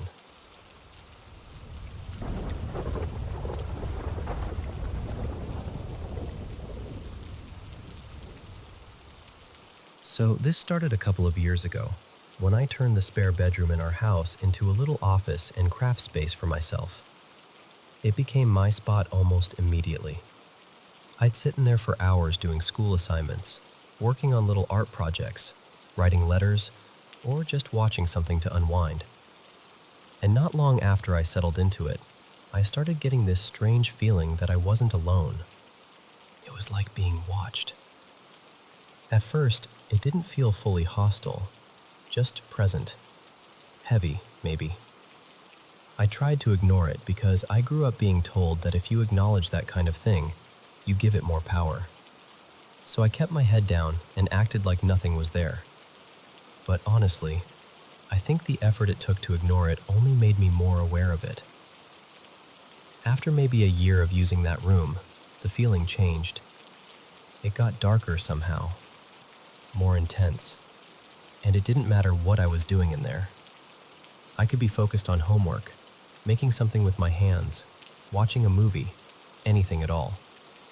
The moment I got too absorbed and let my guard down, I'd feel it again, stronger than before. And even though I never really saw it in the usual sense, I started to know exactly what it looked like. It's like my mind could map it out from pure instinct. A tall, black shadow figure in the corner near the door. So tall it seems bigger than the room itself, like it has to hunch slightly just to fit under the ceiling. Not moving, never stepping forward. Just fixed there in that corner, as if it's part of the wall. Flat in a way that's hard to explain, almost not fully solid. And all it ever does is stand there and watch me. Just me. It's never thrown anything, never made noise, never done any of the dramatic things people usually talk about. It's quieter than that. Worse, in some ways. It just stands there with this constant attention on me, like it's waiting, like it wants a reaction. I stopped spending time in that room around a year ago. Not because I was panicking or terrified to walk in, but because I got tired. Tired of feeling drained. Tired of that sensation at the back of my neck, like something was right behind me, breathing there, studying me. And sometimes, it doesn't even seem to stay in the room. I'll feel it in the hallway now and then, or when I step into the laundry area and reach for the light. Still never in front of me, never off to the side, always behind me, always just out of sight, but unmistakably there. Then last night, for the first time, it showed up in my sleep. Before bed, I'd been reading about witchcraft history, mostly the way it connects to women and folklore and all of that. I had a few books open online, added some to my cart, and watched a video about making protective bells for the home. Right in the middle of that video, the bathroom light started flickering. That light stays on at night for practical reasons. The porch light stays on outside, and the bathroom light stays on inside so nobody has to stumble around in the dark half asleep. The bulbs aren't even that old, maybe a year or so, and they've never flickered before. But this was strange. When I paused the video, the flickering stopped. When I pressed play, it started again. Pause, it stopped. Play, it flickered. Eventually, I turned the video off completely and went to bed, telling myself it had to be some weird coincidence. Then around 6 in the morning, when my first alarm went off, I woke up from something that didn't feel like a normal dream at all, and it looked back. What really stayed with me was that I wasn't terrified. I wasn't frozen either. I just felt calm, blank almost, completely neutral. And as I kept staring at it, I could finally make out a face, or something like one. It was wearing a gray plague doctor mask. Not exaggerated, not theatrical. Just a plain old-looking mask with a normal-length beak and these deep, black, endless eyes. That part is what I can't stop thinking about. Why is it so interested in me? I've never spoken to it, never confronted it. I've walked past that corner plenty of times, sure. I've talked about it, but I've never invited it in, never challenged it, never reached toward it in any way. A few other details might matter, I don't know. I collect crystals and old little trinkets, but I'm careful about what I bring home. I only keep things that feel safe to me, things I choose based on intuition more than anything else. We also have several cats and a dog, and I live in a trailer on land that's been in my family for decades. I don't know what this is, or why it seems attached to me, or why it finally crossed into my sleep last night. I just know it feels patient, observant, like it's been waiting for something from me this whole time. And honestly, I'd really appreciate any guidance at all.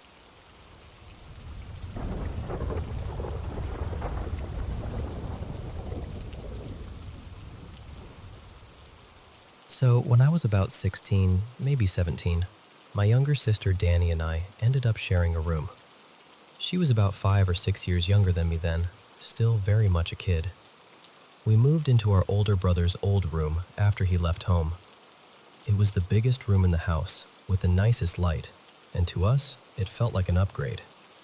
We put 2 beds in there and thought it would be fun.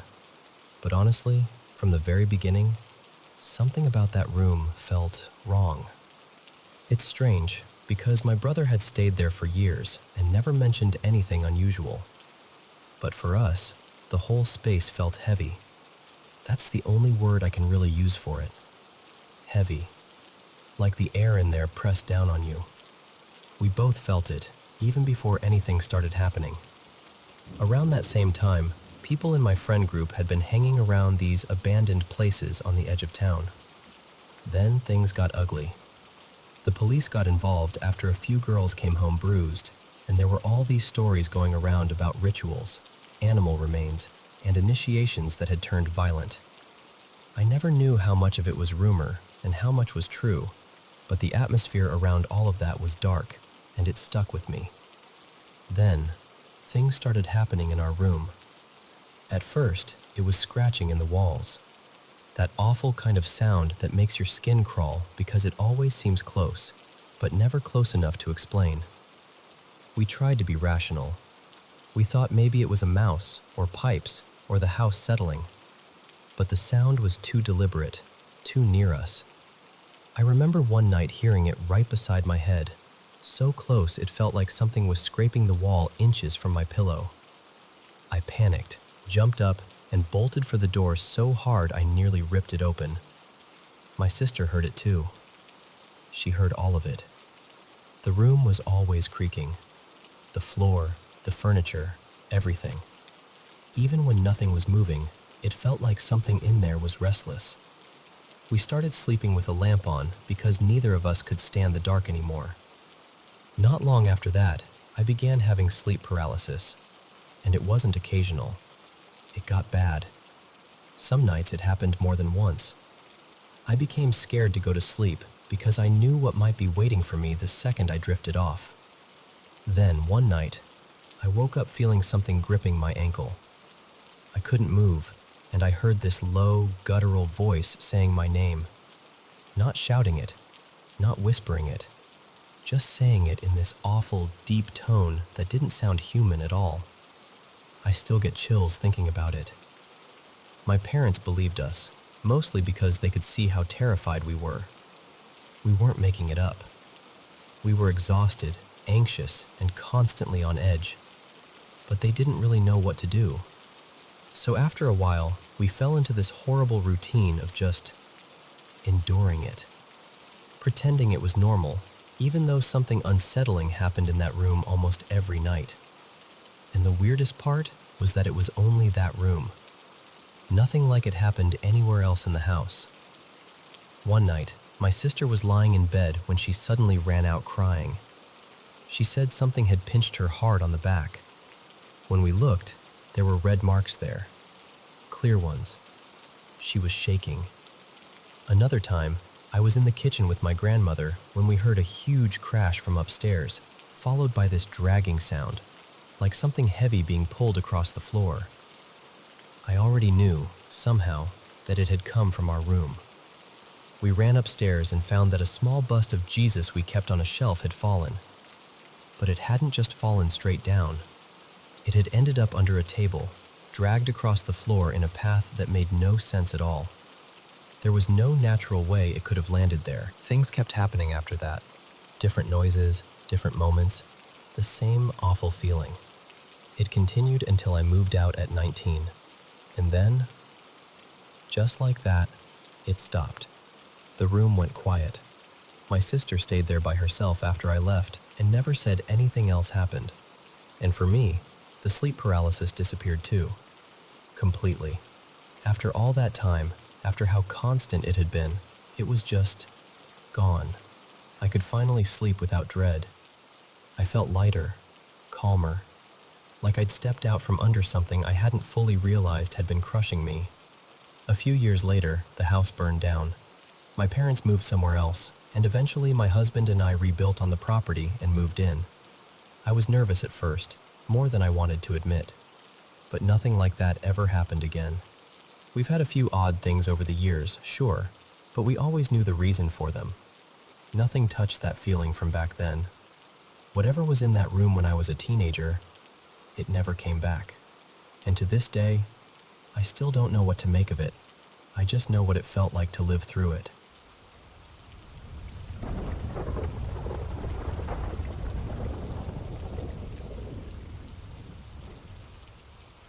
I was about 10 when my mom and my former stepdad rented this house in a quiet little neighborhood on the nicer side of town.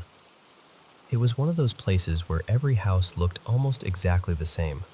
Same shape, same layout, same materials, just painted different colors. But the one my mom chose had this huge extra room added onto the back. It was enormous, bigger than the garage, and somehow that made the whole place feel even stranger. From the moment we moved in, the house felt off. It was darker than anywhere we'd lived before, darker than the apartments we came from, and as a kid, I think I picked up on that kind of thing more strongly. You know how children sometimes sense when something doesn't feel right, even when they can't explain it? That was me in that house from the very beginning. During our first week there, we were still in the chaos of moving, trying to settle in while school was already going on. It was a stressful time for all of us. One of those first nights, a package showed up at the house. It only had our address on it. No name, no return address, nothing. When we opened it, there was a book inside about witchcraft and summoning spells. That scared my sister and me immediately. We had just moved in, and that was the first strange thing to arrive at our door. My mom was horrified. She and my stepdad tore it up and got rid of it in a dumpster a few streets away. At the time, we thought it was just some creepy mistake. Looking back, it felt more like a warning. A few months after we moved in, my mom started saying she saw shadows in the hallway. My older sister said the same thing. I didn't actually see them then, but I was still scared a lot because the house was always so dim and heavy. Around that same time, there was a lot of tension in the family. People were angry, arguments were constant, and everything felt fractured. We stopped seeing relatives as much. We stayed home more. Everybody kind of pulled inward. Honestly, I still believe that all that tension made the atmosphere in the house even worse. There was supposed to be this tall, shadow-like figure that would appear in the hallway or move through it. And there were always these little noises, scratching at the bathroom door, scratching near the closet in my room, sounds in the hall when no one was there. I remember one night really clearly. I was in the bathroom, sitting there with my old iPod, just minding my business, when I heard this faint scratching at the door. At first, I thought it was my sister messing with me, because that was exactly the kind of thing she'd do. So I called out, "What?" For a second, nothing happened. Then the scratching came back, slower this time, like someone with a long fingernail was dragging it across the outside of the door. I told it to stop, and it actually stopped. When I came out, I went straight to the back family room where my sister was sitting. I told her not to do that while I was in the bathroom because it freaked me out. She just looked at me, completely confused, and said she'd been in the back room the whole time. I accused her of lying, but she kept insisting she hadn't gone near the hallway. Even now, when I think about that moment, it gets under my skin. Because whatever made that sound was right outside the door with me. A while later, my uncle, my tio, came to stay with us from out of state for a couple of weeks. He slept on the floor in the big back room, and my sister and I stayed out there too, because we didn't get to see him very often and wanted to be close to him. That room connected into what used to be the original living room, then into the kitchen. From where we slept, you could see into the kitchen if the light was on, and standing near the island was something small.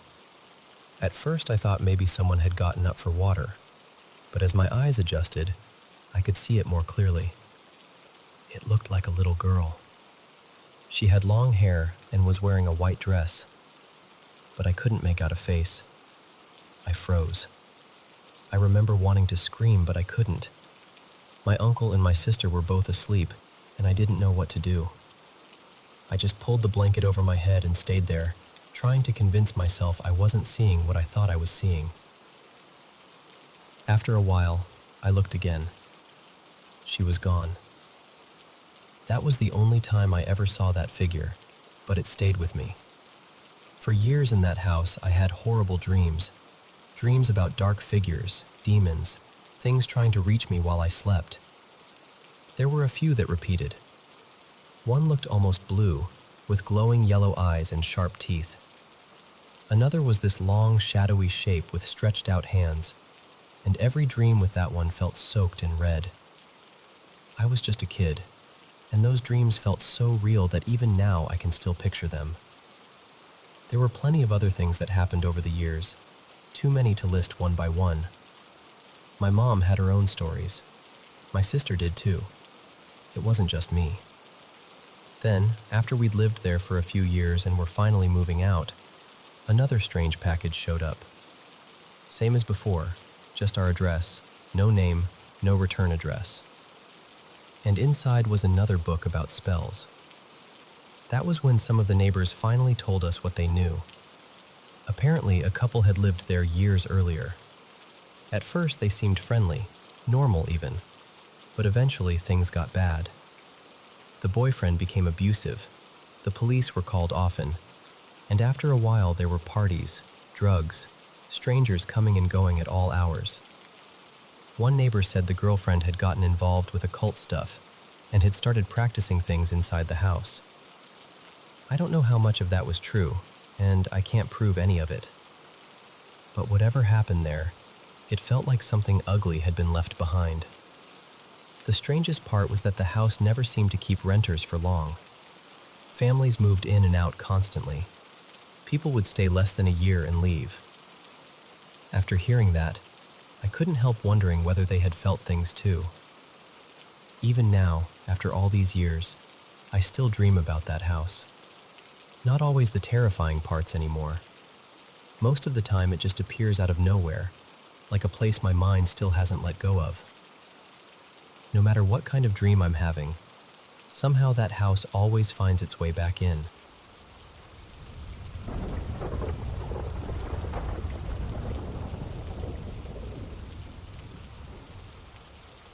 So I've been living with my partner since early fall, and for the longest time, everything felt totally normal.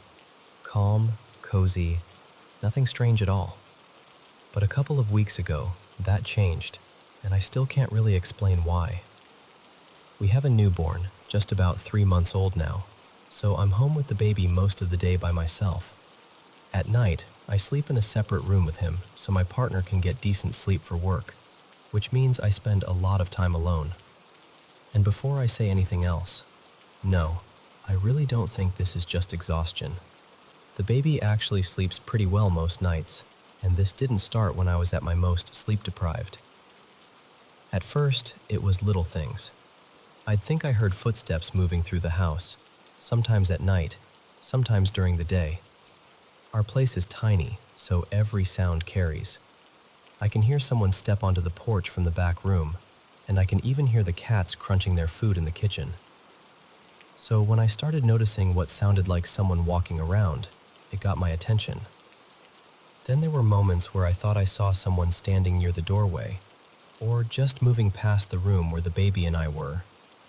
Not clearly, not enough to say for sure, but enough to make me look twice. Part of me tried to explain it away. I'd had this awful dream one night about someone standing outside the window by our bed, and in the dream, they came inside. Ever since then, that window has made me uneasy. So I thought maybe my brain was just stuck on that, making me paranoid. But the weird part is, I never felt outright terrified, more unsettled than scared.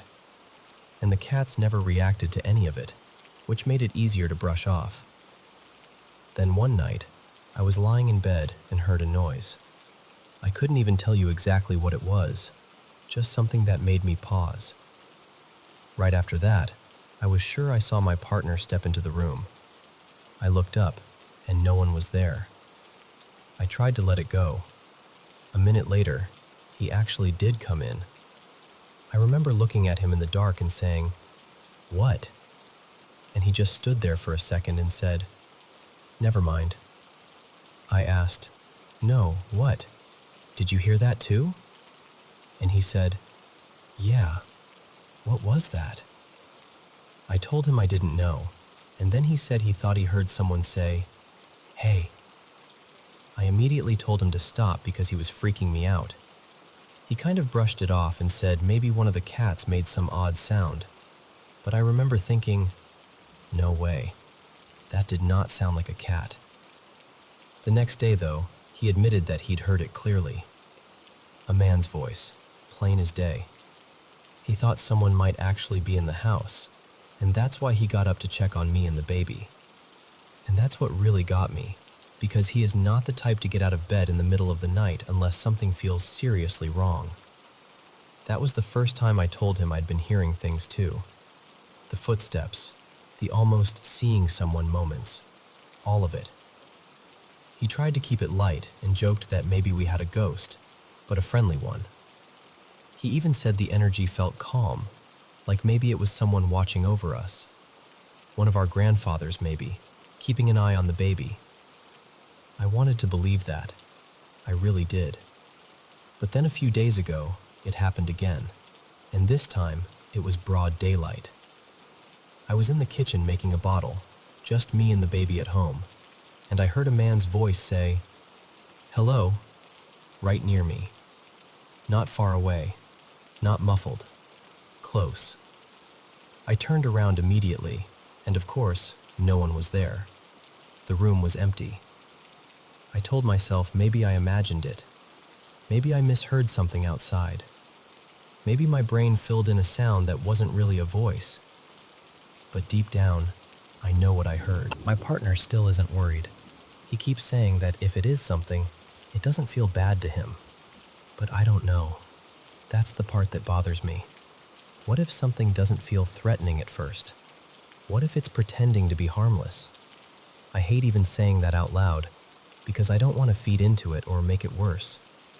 I barely even like thinking about it. The only thing that calms me down is the cats. They wander through the whole house like everything is perfectly fine. No staring into corners, no puffed up tails, no weird behavior. If they seemed upset, I think I'd be losing it by now. What makes this all feel even stranger is how sudden it was. I'd already been living here for months. I'd already been alone in the house during the day. I'd already been sleeping separately with the baby for a long time. And then, out of nowhere, this started. So yeah, I don't know what to make of it. Maybe there's a logical explanation. Maybe stress is doing something weird. Maybe it's nothing. But whatever it is, it feels real when it happens. And honestly, I just needed to say it out loud, because keeping it all in my head has started to make me spiral a little.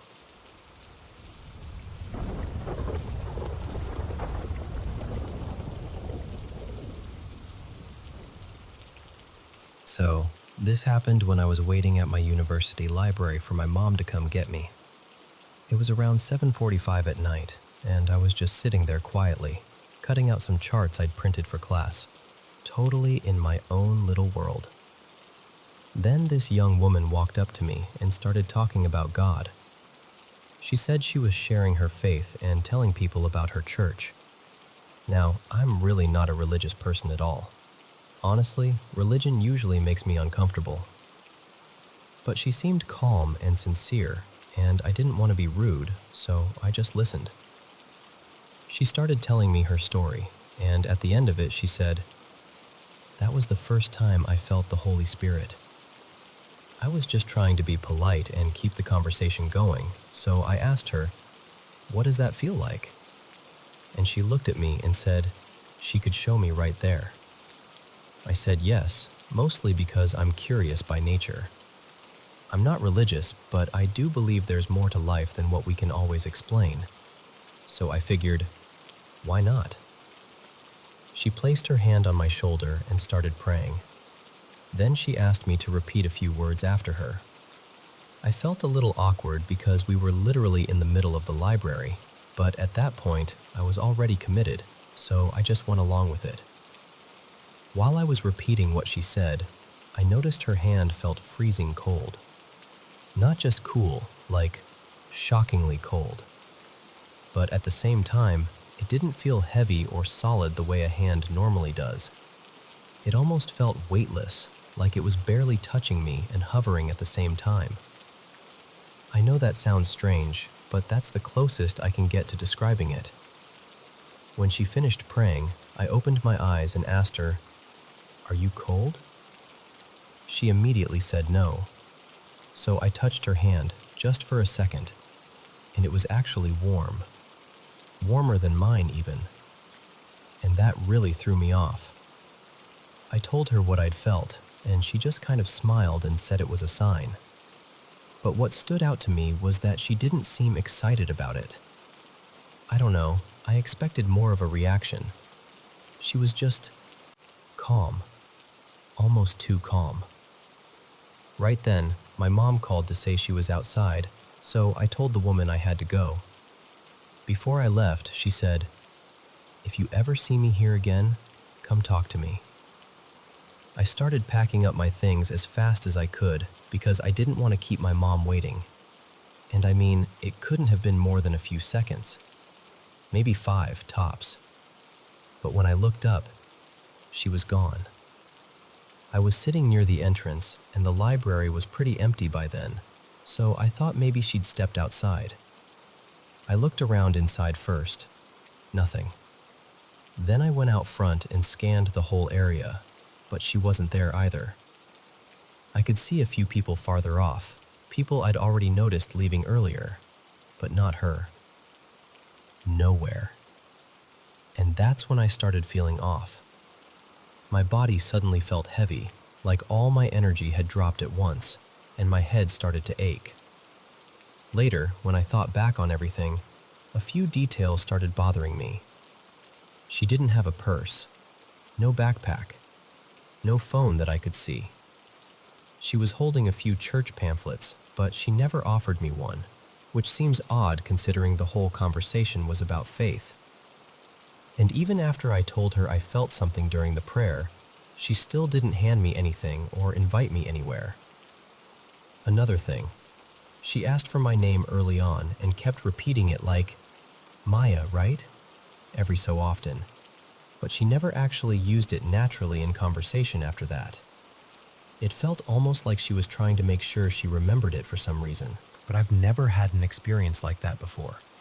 And my dad, of course, thinks I met a ghost. What makes it even creepier is that my university was built on land that used to be a military post, and people have shared all kinds of paranormal stories about the campus over the years. So, honestly, I still don't know what to make of it. I'm not saying she was a ghost, but I am saying I've never forgotten her.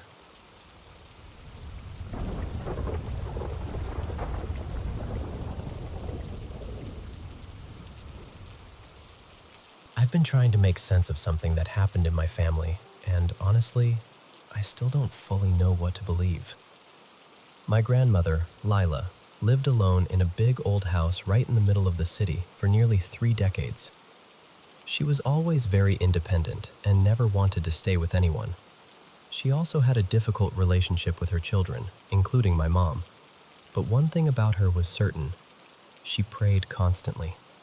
Every single day, she would spend hours praying in that house.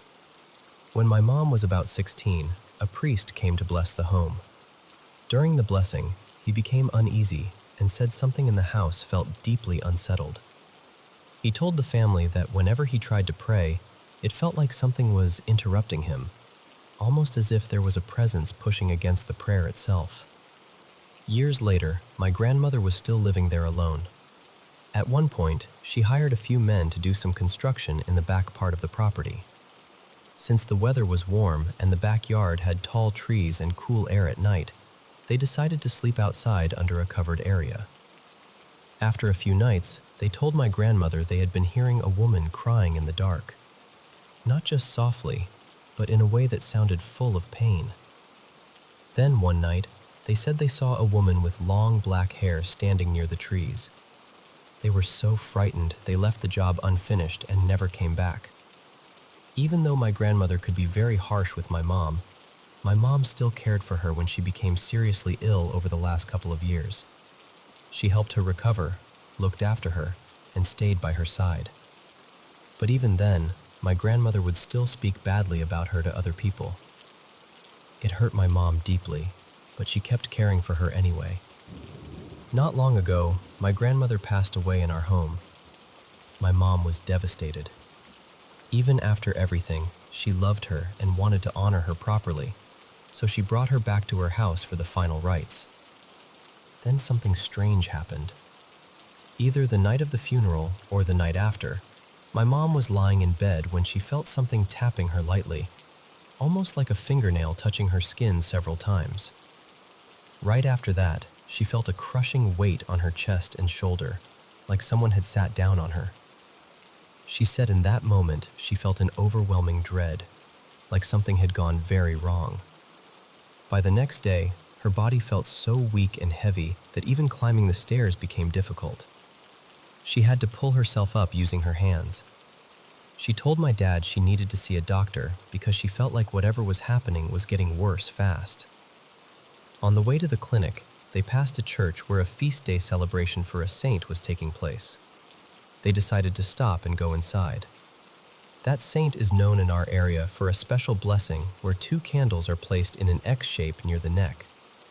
The moment my mom received that blessing, every bit of pain left her body. Instantly, completely. She was shocked. One second she felt crushed, and the next she was fine.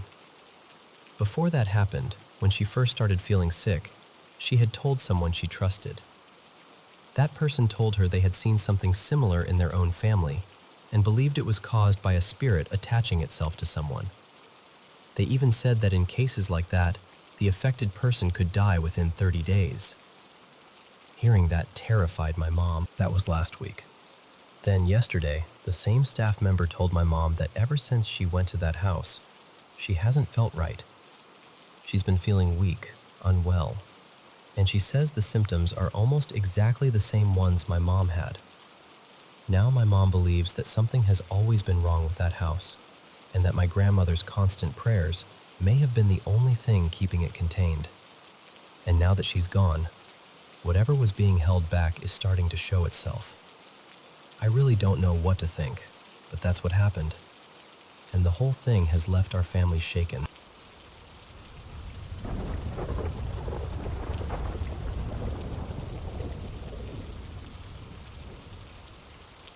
Last night I was doing a short NSDR session, maybe around 25 minutes, and somewhere in the middle, something happened that didn't feel like a normal thought or daydream.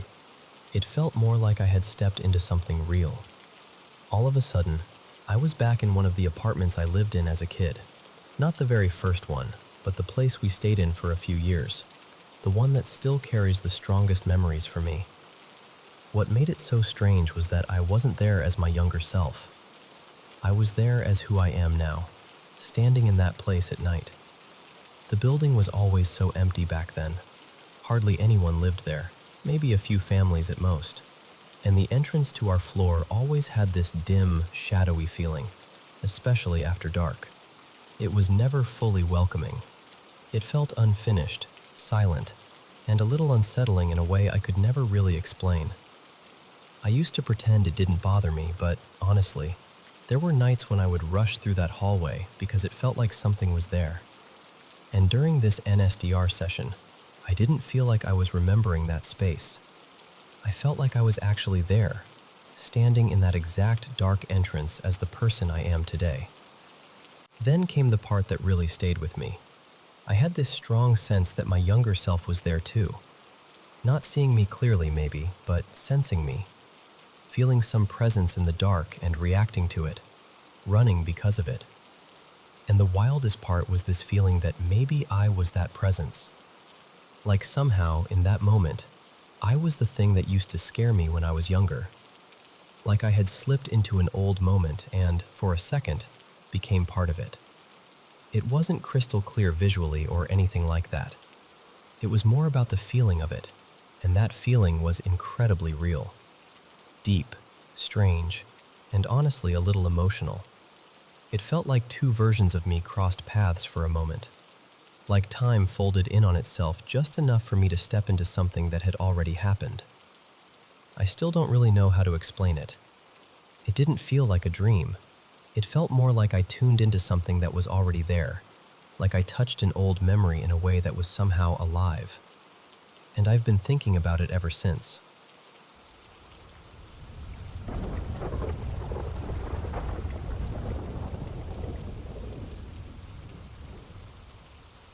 I want to start with a little context, because I feel like what happened last night makes more sense with the backstory. I grew up in a very religious Muslim household. My mother has always been deeply devoted, and faith has been the center of her life for as long as I can remember. But for me, religion never settled into my heart the same way. Even as a kid, a lot of the stories and imagery frightened me more than they comforted me. As I got older, especially in my teens, I started questioning everything. I read more, thought more, and eventually came to the conclusion that I just didn't believe in it the way my family did. At first, that was a hard thing to admit to myself. It felt heavy, almost like grief, but over time, I accepted it.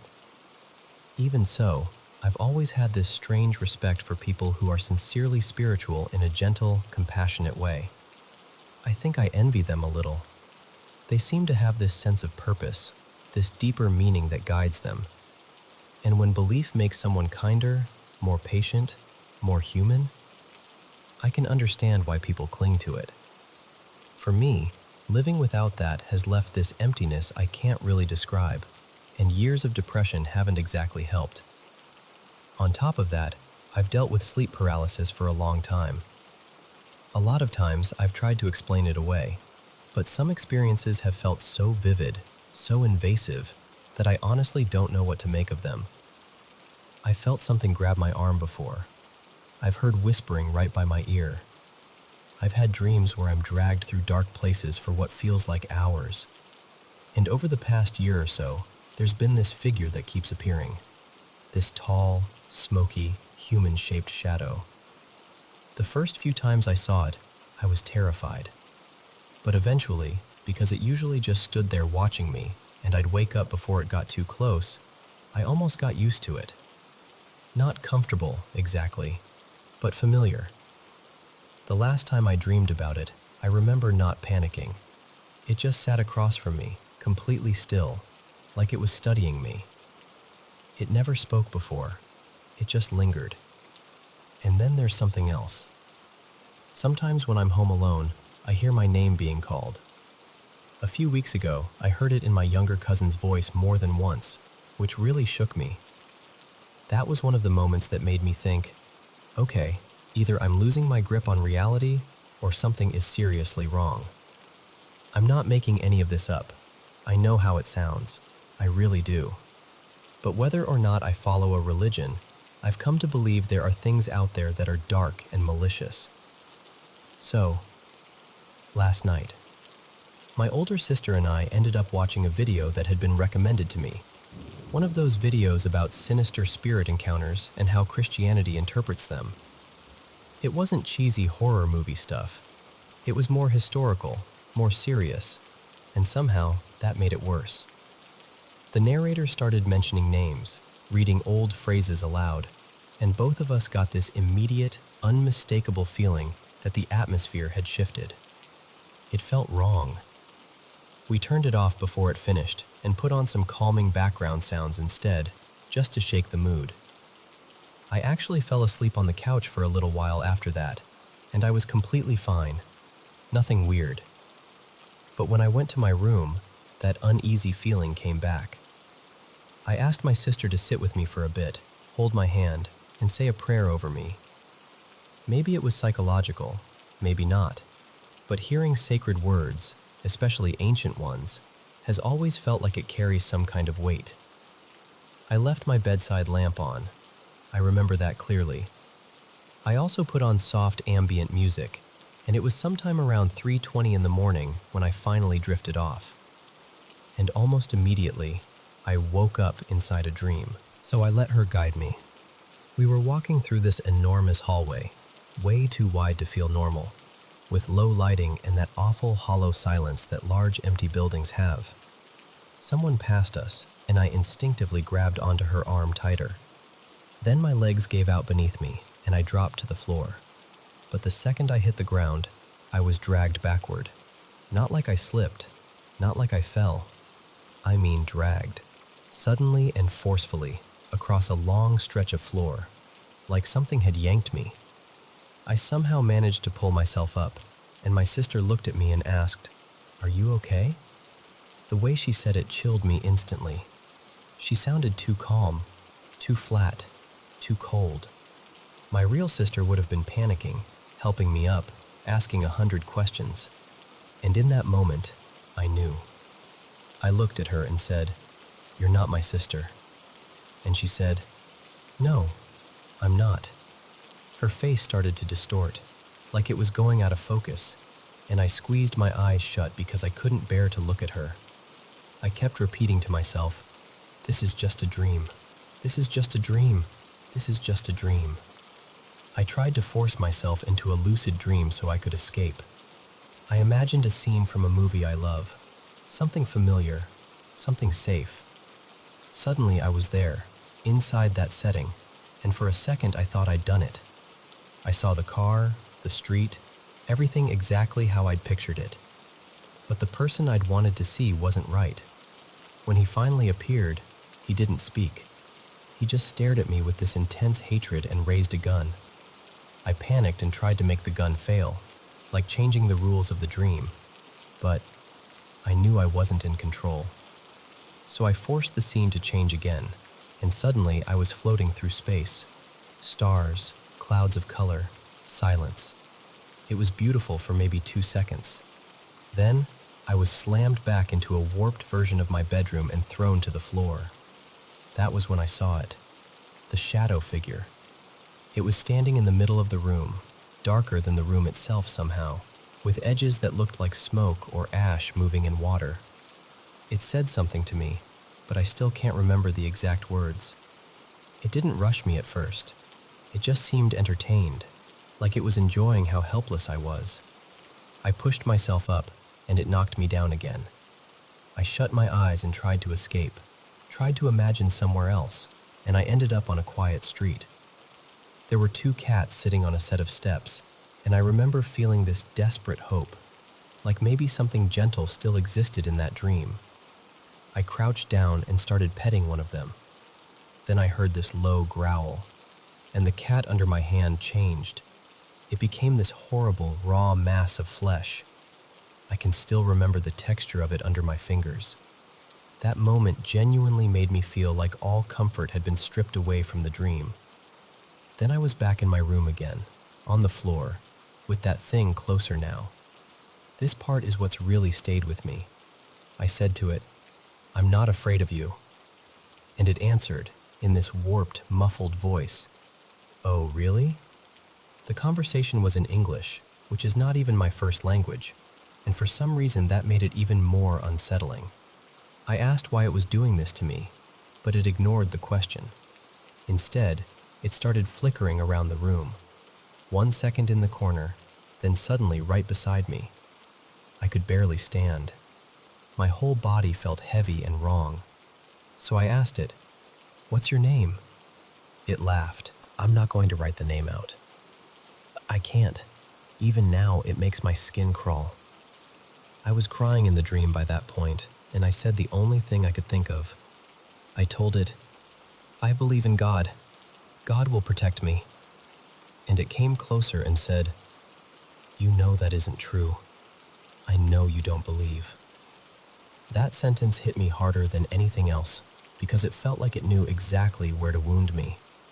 I kept repeating it anyway. I said every sacred phrase I could grab from memory, from different faiths, almost frantically. Anything that sounded holy, anything that might push it back. But it didn't react with fear. If anything, it seemed almost amused. It came so close it was touching me, as if it wanted to prove that none of my words meant anything. Then it pushed me backward. I fell in this horrible, slow-motion way, and when I landed, it covered me completely. Not like a person pinning someone down, more like smoke being poured over me, sinking into every part of my body. At first, it was suffocating. I was horrified. But then the sensation changed, and that might be the most disturbing part of all. It became strangely euphoric. My own body reacted in a way that made me feel disgusted with myself. And it whispered, very softly, "I know you like this." It kept saying my name. I felt violated, repulsed, trapped. At one point, I could see my real body lying in bed from above, like I was hovering near the ceiling looking down at myself. I tried over and over to get back into my body, like diving toward it. But every time I failed, I was pulled back into that room with the thing still over me. Eventually, somehow, I made it back. I woke up all at once. My room was completely dark, and that's what sent me into full panic, because I had left the lamp on. I know I did. I jumped up and turned it back on immediately. Nothing was there, of course, just my room. But my heart was pounding so hard I thought I might be sick. When I checked the time, it was 3:48 a.m. I had only been asleep for maybe half an hour, but it felt like I'd been trapped in that nightmare for an entire night. I use a smart bulb, so once I calmed down enough to think clearly, I opened the app on my phone to check the schedule. The shut-off time had changed. It had been set to turn off at 3:35 a.m. I never set it that way. I always leave it scheduled for much later in the morning. Seeing that made my blood run cold, because it meant the light had gone out right after I fell asleep. And it lined up almost perfectly with the moment everything in the dream became darker and more violent. Maybe there's a rational explanation. Maybe there is. But in that moment, it did not feel rational. By the time the sun came up, I still hadn't gone back to sleep. I felt dirty, honestly. Not physically dirty exactly, more like something had gotten under my skin, into me somehow. The first thing I did in the morning was take a shower because I couldn't stand the feeling. And ever since, I've just been sitting with these questions. What was that thing? Why does it keep coming back? Did I invite something in by watching that video and listening to those names? And the part that scares me most, did it leave something behind? Some kind of mark, spiritually or emotionally, that's not just going to disappear because daylight came. I know some people will hear this and say it was just a nightmare, just sleep paralysis, just stress layered on top of old fears. And maybe that's true. I'm not closed off to that possibility. But what I felt was so vivid, so personal, so deliberate, that I can't just brush it off. So that's what happened. And honestly, I'm still scared.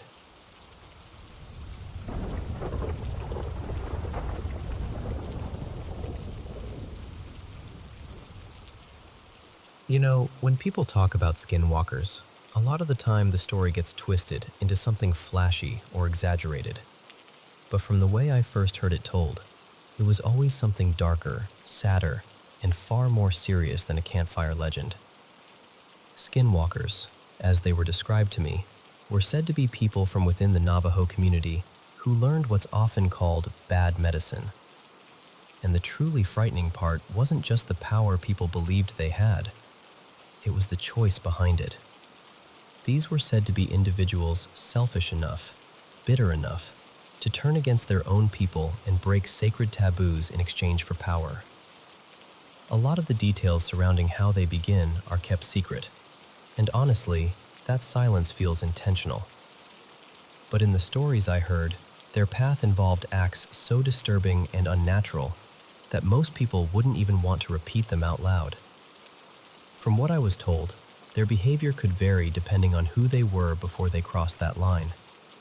But the one thing that stayed the same in every version was this: they were deeply self-serving. They didn't act for the good of anyone else. They separated themselves from the community, and whatever they became after that, it wasn't something people wanted near their homes or families. Most stories place them out on the edges of Navajo land, moving in the late hours, keeping to the dark, where the road ends and the open land begins. And the fear around them wasn't random either. People said their cruelty was most often directed toward the Dene themselves. What made the stories especially unsettling were the abilities people connected to them. The best known, of course, was shape-shifting. The teller I remember most clearly, an older man named Tomas, said that in many accounts, a skinwalker had to kill an animal, skin it, and wear that hide in order to take its form. But even then, the transformation was never supposed to be perfect. He described them as wrong somehow, the skin hanging oddly from the body, the limbs bending in ways they shouldn't, the eyes sometimes looking too human. That image stayed with me, because it wasn't just about becoming an animal. It was about becoming something close enough to fool you for a second, but wrong enough to haunt you after. And then there was the mimicry. That was the part that made people lower their voices. The idea that something out there could call to you in a familiar voice, could sound like someone you know, someone you trust, just enough to make you step closer. Some stories also said they could carry powders or curses meant to harm or poison, not always through direct attack, but through something quieter, more deliberate. And one thing I heard again and again was this: speaking too freely about them was dangerous, especially using certain names. The belief was that talking about them too openly might draw their attention, and that alone was enough to make people stop mid-sentence. As for where these stories belong, they were always tied to the Four Corners region, to places in Arizona, New Mexico, Utah, and Colorado. That's where the stories live, and where they make cultural sense. So when people claim they saw a skinwalker way off in some faraway place with no real connection to that history, it usually tells you one of two things.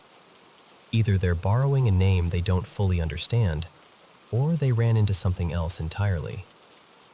And honestly, I'm not sure which possibility is worse.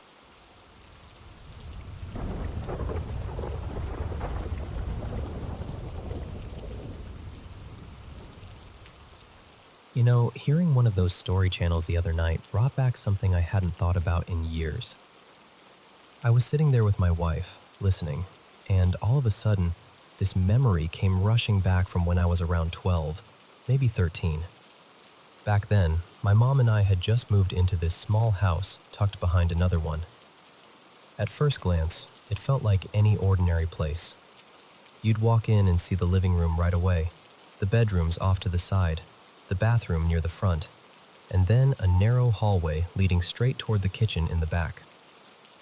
Nothing about it looked strange, but almost from the beginning, something about that house felt wrong.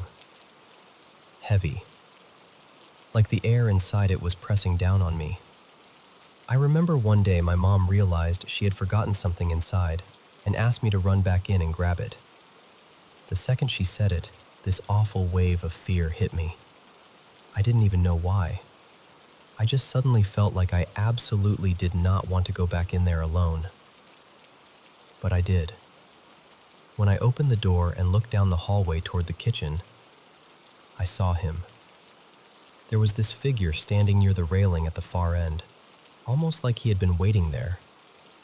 He looked like a man, but not really a person, more like a shape made out of pure darkness. No face, no features, nothing I could make out. Just this black silhouette, darker than the room around him. He was leaning slightly, almost casually, like he was looking down at the counter. And then he turned his head toward me. I can still remember the fear that hit me in that moment.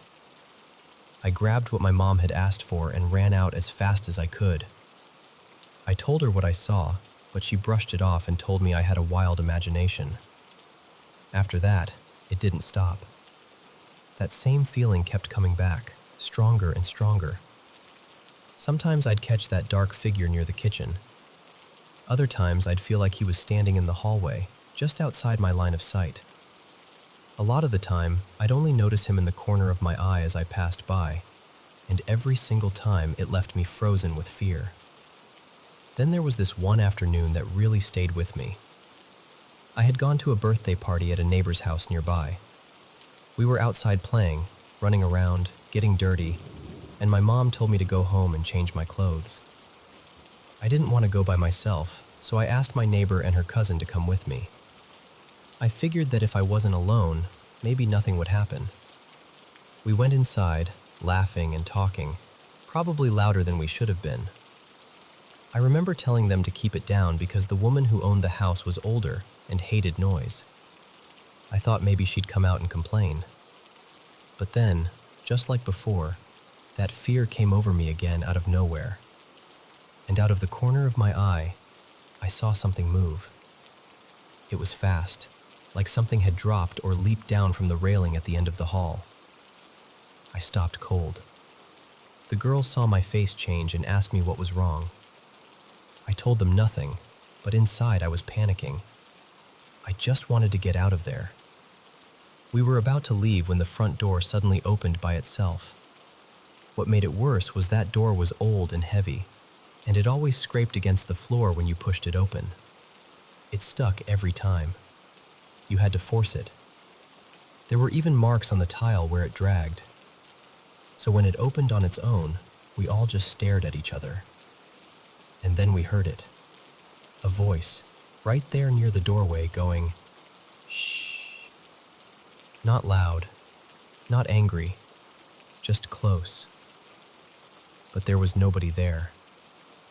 We ran back and told my mom and the other adults everything, but no one believed us. To them, it was just kids getting worked up over nothing. We stayed in that house for a while after that, and honestly, whenever I had to be there alone, I avoided being inside as much as I could. I'd stay out in the yard for hours, just so I wouldn't have to walk through that hallway or look toward that kitchen. I never found out what it was. I still don't know if it was some kind of spirit, something attached to the house, or something my mind could never make sense of. All I know is that what I felt in that place was real, and even now, after all these years, I can still picture that dark figure standing at the end of the hall, turning to look at me.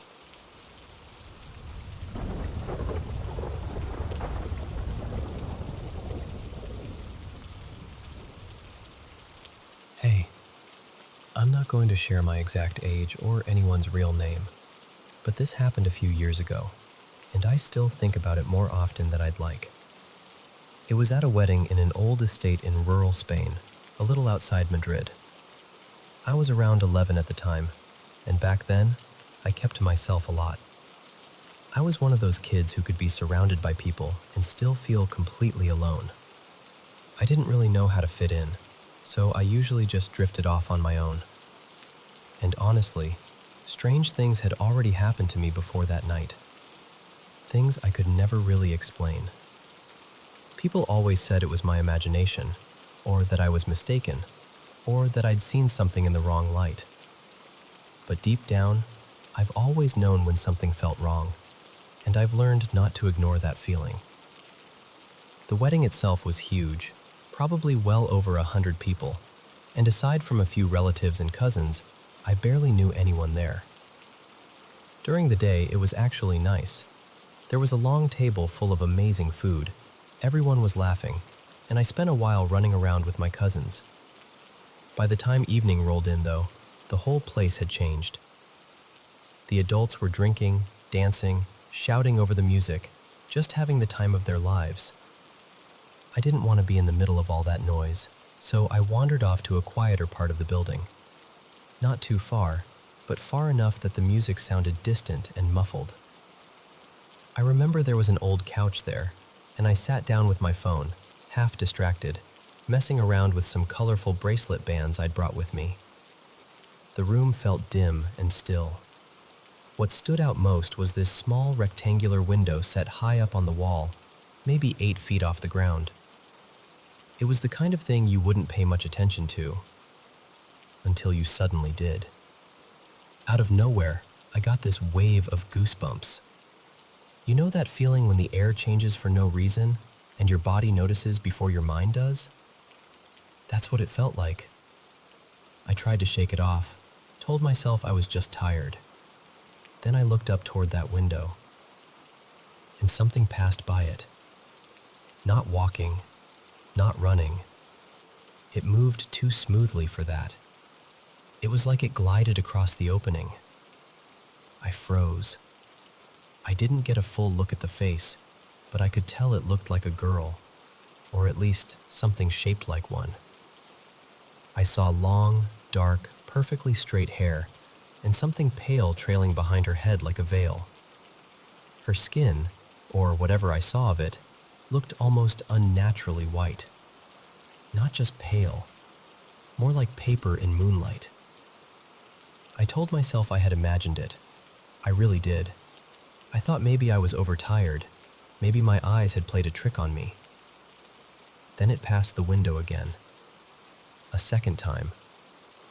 And that's when my whole body just dropped into panic. I started crying immediately. Not the dramatic kind, just pure fear, the kind that hits you before you can even think.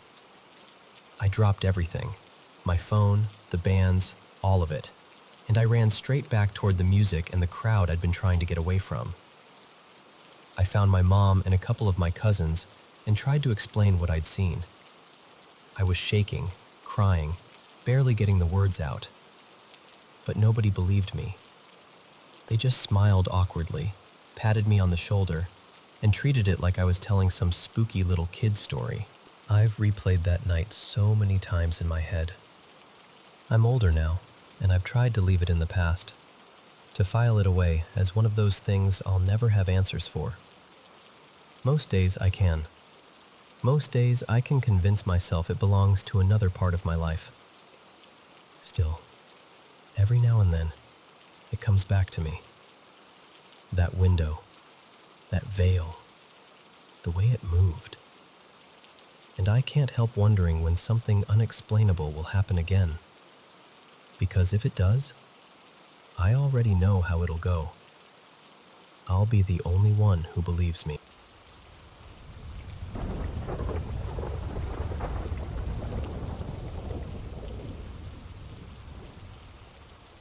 Hey, I just need to say this out loud because I feel like I'm carrying it around by myself, and it's getting heavier.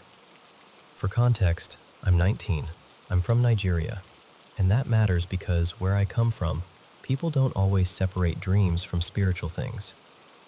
A lot of us grow up hearing that some dreams mean more than they seem, so when this started happening to me, it didn't feel easy to brush off. A few years ago, I had this dream that really shook me. In it, I was outside my own body, almost like I was watching myself from somewhere above, and there was this dark presence trying to force its way in, like it wanted control. I had to fight it off. When I woke up, I told myself it was probably just some weird, intense dream.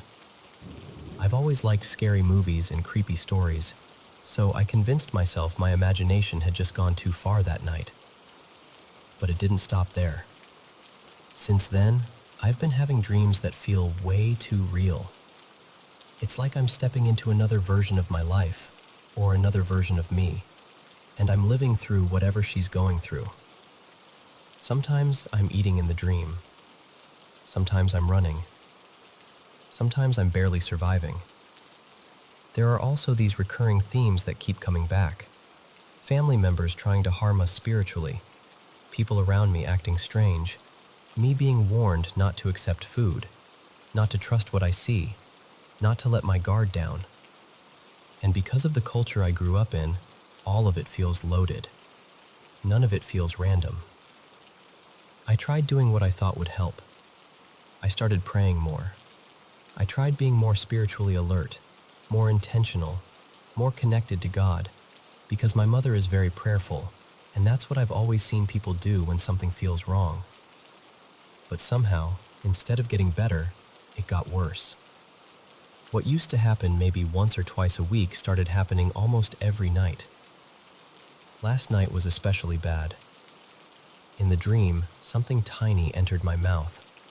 I think it was an insect, and I started choking. The scary part is that it felt like I was choking both in the dream and in real life. In that same dream, I remember hearing this warning very clearly. Don't let anything enter your mouth. And while I was struggling, I saw two figures near a staircase, just watching me. One of them looked almost human, and the other had this unsettling shape to it. They were just sitting there, laughing, like my fear was entertaining to them. Then some stranger appeared and tried to help me, tried to get me to spit everything out, and for a moment, I woke up. Only for a moment. I fell asleep again, and this time my mother was there, offering me food. And even in the dream, some part of me knew I shouldn't take it, but I still did. Then the night before that, I had another one. In that dream, there were these women who wanted me to help them rescue another girl. It all seemed urgent, and I agreed, but after I helped, they asked me something terrifying. They wanted us to switch souls. I said no. Thank God I said no. Even in the middle of all that confusion, I knew enough to refuse. But again, there was food involved. Again, there was this feeling that everything came with a trap hidden inside it. I'm exhausted. That's the honest truth. It's gotten so bad that I've started dealing with insomnia. I dread nighttime now. I don't even want to sleep because I already know something awful is waiting for me there. And the sleep deprivation is starting to affect everything. My mind feels worn down. Old feelings I thought I had buried are coming back too. Depression from when I was younger. Dark thoughts I don't want to entertain. Thoughts that scare me because I know where they can lead if I'm not careful. My dad thinks it's all just dreams. My mom, on the other hand, gets very anxious and sees danger in everything, so talking to either of them doesn't really leave me feeling safe or understood. I even looked into sleeping pills because I'm desperate, but one of the main side effects I keep seeing is vivid dreams and nightmares, and I honestly don't think I could survive anything more vivid than what I'm already experiencing. So right now, I feel trapped, too scared to sleep, too tired to function, and too overwhelmed to know what to do next. I'm saying all of this because I need help. I need relief. I need nighttime to stop feeling like a threat. Because every evening, when the sun starts going down, I can already feel the fear building in me. I start wondering what version of the nightmare is coming this time, what I'll see, what I'll feel, whether I'll wake up gasping again. I just want peace. I just want one night where I can close my eyes and rest without feeling like I'm entering a battle.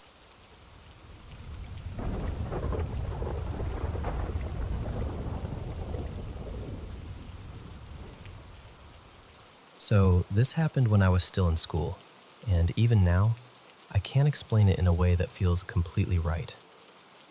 I was in biology class one afternoon, and our teacher had just finished the lesson. She told us to copy the notes from the blackboard into our notebooks, so everyone had their heads down, writing. While we were doing that, she was walking around the classroom, just checking on us like teachers do. And then, all of a sudden, everything changed. She happened to glance out the window, and I remember her whole expression shifting. She looked genuinely panicked. Not confused, not surprised, panicked. She hurried out of our classroom and went straight to the class next door, brought that teacher back with her, and made her look outside too. And the second teacher reacted the same way. The two of them started shutting all the windows in our classroom and told us very firmly not to look outside. My biology teacher even pulled out her phone and quickly took a picture of whatever it was she had seen. Now, my biology teacher and I were pretty close. I loved science, and she had a soft spot for me. So a couple of days later, when things had calmed down a little, I asked her what had happened. She hesitated, but then she showed me the photo. And I still remember the feeling I got when I saw it. There was a human-like figure standing on top of a building. It had very long hair, and technically, yes, it looked like a person. But something about it felt wrong. The photo was zoomed in, so the quality was terrible, and that only made it worse somehow. You could make out the shape clearly enough, but not enough to feel certain. My teacher told me the figure had been moving in a strange way too.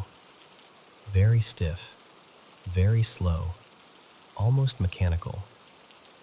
She said it looked unnatural, like glitchy little movements instead of normal walking. What made it even more unsettling was this. That building was right next to the one where my family and I lived. Our home was so close to my school that I could literally see our building from the classroom windows. So the second I realized where that figure had been standing, I felt sick. I asked her why she hadn't taken a video instead of just a picture, and she told me she didn't have time. She said the figure had already started moving toward the stairs, like it was about to disappear downstairs. So she just snapped a photo as fast as she could. And to understand why this got under my skin so badly, you have to picture how close those buildings were. They were almost side by side, with this narrow open gap between them. From one building, you could easily see the hallways, doors, and landings of the other. We could all see each other's buildings very clearly. A few weeks went by. Then a new family moved into the apartment building next to ours. A few days after they arrived, I was outside near our front door, just walking around, when I noticed some of the new people across the gap. And then I saw him. A young man standing there, drying his hair. His hair was very long. Later, I found out the family was Sikh, and that explained the hair. They were new to the city, and some relatives who already lived nearby had helped them get that apartment. I even remembered seeing family members come by earlier to speak with the owners about the rent before they moved in. And then something in my mind just clicked. She opened it. And it was him. I'm telling you, it was him. Same height, same build, same long hair, same presence. I felt this horrible, cold drop in my chest. Because here's the part that never left me. Before that family moved in, there was no one in that building who looked like that. Hardly any families lived there to begin with, and I knew all of them by sight. There was no tall young man in his 20s living there. No one with that kind of height, no one with that hair, no one with that face shape. And in the photo, you could even make out the outline of a beard and mustache. So how had my teacher photographed someone standing on that rooftop before he was even supposed to be there? That's the part I still can't explain. And honestly, I'm not sure I want to.